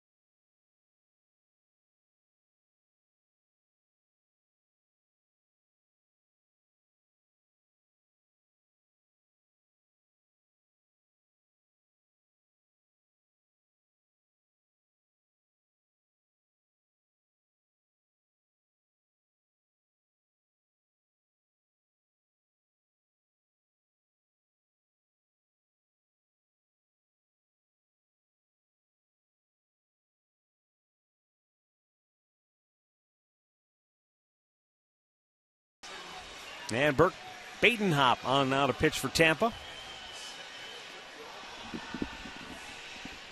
38th appearance on the year, a win, 2 losses, ERA 3.71. He'll face the bottom third of the Indians' order. Shelley Duncan will bat for Casey Kochman. And then Johnny Damon and Jack Hanahan.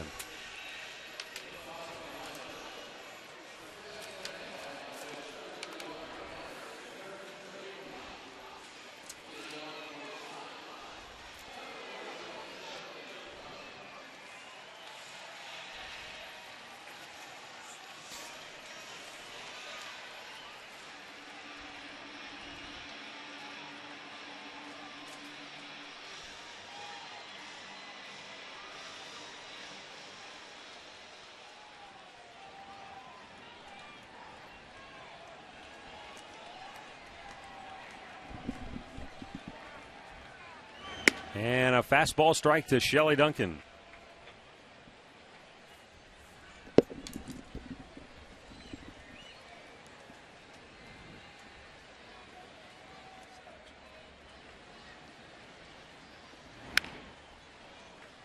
That's fouled off. It's 0-2.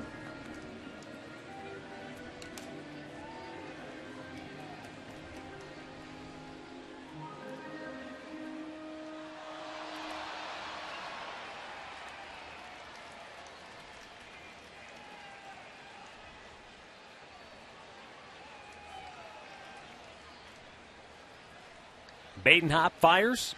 And Shelley shoots that one over toward the drive dugout. Yankees 10, Red Sox 8 in the 8th inning in Boston. I don't think 10's enough. It may not be. You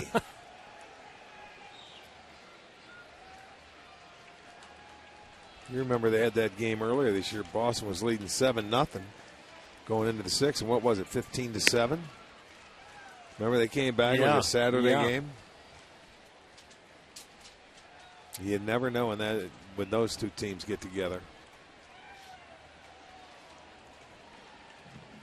Oh, they're in the 7th, by the way, so plenty of time left in that one.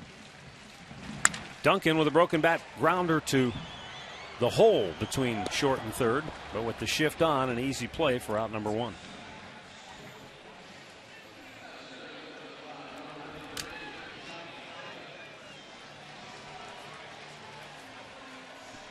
After the ball game, the Conrad's Tire Express and Total Car Care post-game show, we'll find something to talk about. Yeah. How about that's right, the Larry Doby ceremony that's going to take place after this ball game. We'll show some of it. We'll show whatever we can. It's actually outside the ballpark. It's over on Larry Doby Way. They'll be unveiling that sign, but I think they're going to have a little ceremony here at home plate. Down low.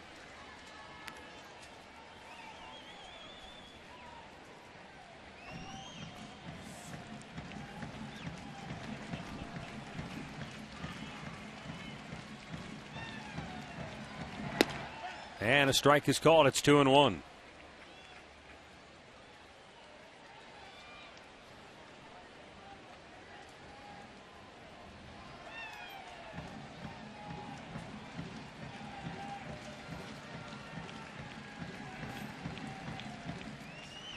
Down and in, 3 balls and a strike.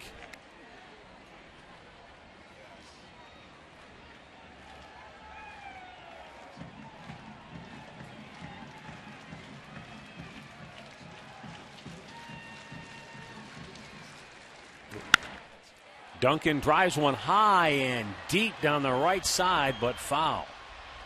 Man, did he have some hang time on that baby.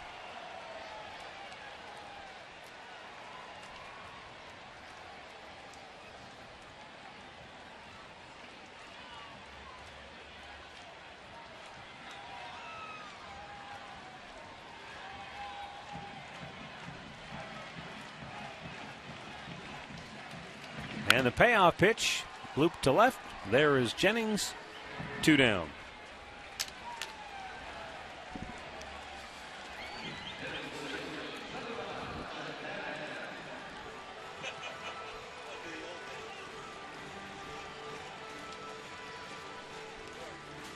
Jack Hanahan will bat here with 2 down in the ninth. He's 0 for 3 on the night.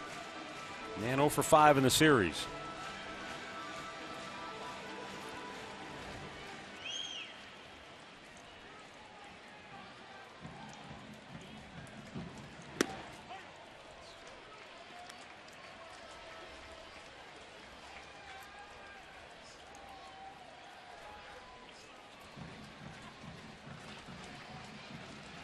Badenhop misses outside. 1 ball, 1 strike.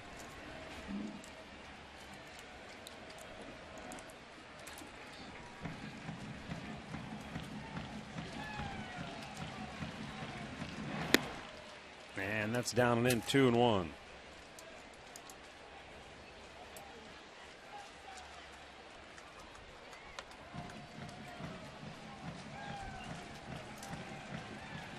Jack Hanahan and the Indians will try to regroup tomorrow.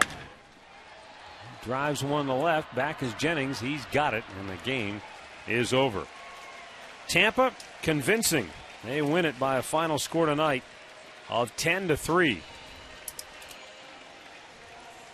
As the Indians just unable to get anything going offensively, and just a bad night all around for Justin Masterson. So it's time now for our key play of the game, brought to you by Key Bank. Well, we'll go back to it again. The 5th inning, they were already down, and then Luke Scott got into one. Man aboard, 2-run home run, made it a 6-2 ball game, and it snapped a streak for him where he was 0 for 41. And I mean, it couldn't have been a better time for him right there. And that's basically what did him in, part of it. Key play of the game brought to you by KeyBank. Earn double rewards points during the KeyBank Summer of Rewards. Final numbers: Tampa Bay 10 runs, 13 hits, and error 10 left. 3 runs, 9 hits, no errors, 6 stranded for the Indians. With the win, Tampa now 44-40. The Indians dropped to 43-40 on the year. The winner, Alex Cobb, he's 4-5. The loser, Justin Masterson, he's 5-8. The attendance, 28,734. Time of the game, 3 hours.